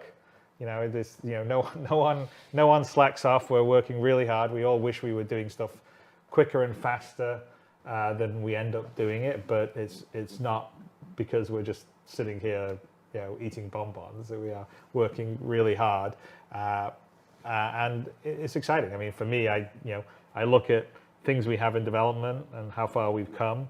How far the game itself, even Star Citizen. I mean, this year there's more people playing it. There's more, spending more time in the game than there was last year, than the year before. I mean, we're accelerating. I think that's partly a testimony to the game itself. Over the last few years has become more stable. It's become more performant. There's been more features and content added. So even though we still have a lot of things to go, and we talked about a lot of things we want to improve, it's more of a, yes, it's rough around the edges, but there is something there that keeps people coming back, despite the frustrations, right? And I think it's that sense of you being able to go and do anything and be anything in the universe. And we're really committed to finishing that off and making that a really great experience that's frictionless. So, while it is challenging doing these two games together, it's also a hell of a lot of fun, and I'm, looking forward, over the next few years, because we got a whole bunch of really cool stuff coming down the pike, beyond what we already have here. That, it's a good time to be making games. It is a lot of fun. It's I think video games, strangely, video games get this reputation of because it's hard work, because it's so difficult. It's like it's a job, it's a pain and whatever. But no, video games are fun. They're creative. They're expansive. They're collaborative. They're definitely iterative. And there's nothing else like it. No other industry in the world would have a weekly behind the scenes documentary series that I now get to do from a spaceship landed on one of Pyro's planets. Rich, you want to try to follow that?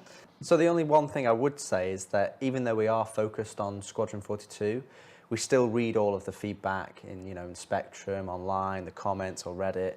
So a lot of that feedback that's been come to the game over the years, we've taken that on board, and we're starting to execute on that feedback with some of the systems that are not as forefront in people's minds, such as like the interaction system and how you interface with the game and controls and the action queuing and traversal. And I think the biggest takeaway for me when we start to look at all these features is that don't think of it as feature. We're making the game. The biggest thing is that we're starting to put that game together, and we can sit down and play it. And while Star Citizen, there already is a game there, this is about making what's there even better, and making sure that all the things that new players and existing players have had frustrations with, that we're smoothing them over and removing the friction. And then about injecting that new features on top that's going to just enhance it even further. So I think it's, in the next few years, it's going to be really exciting times. As Chris said, there's lots of things in the pipe. And I think some of the things that come online will be real game changers to not necessarily what you do, because that's going to be delivered by the content and the features and ships, but how you do it and how you interface with the game. And I think that's going to be a huge improvement. And I think that will, I think if you're a developer, it's something that's really important, because you've got to make sure that your game is, if they're not talking about that aspect of the game, then you've done it right. And I think that's where we're getting close on at least on Squadron 42, so that we can then map that over to the game. And then, of course, the only thing I want to add is that everything you've seen here today is work in progress. We've removed some of the locations and aspects where you've seen them to protect for spoilers and story elements of the game. But all this stuff is coming to the persistent universe at one point. The stuff we've been able to show you, the stuff we haven't been able to show you today.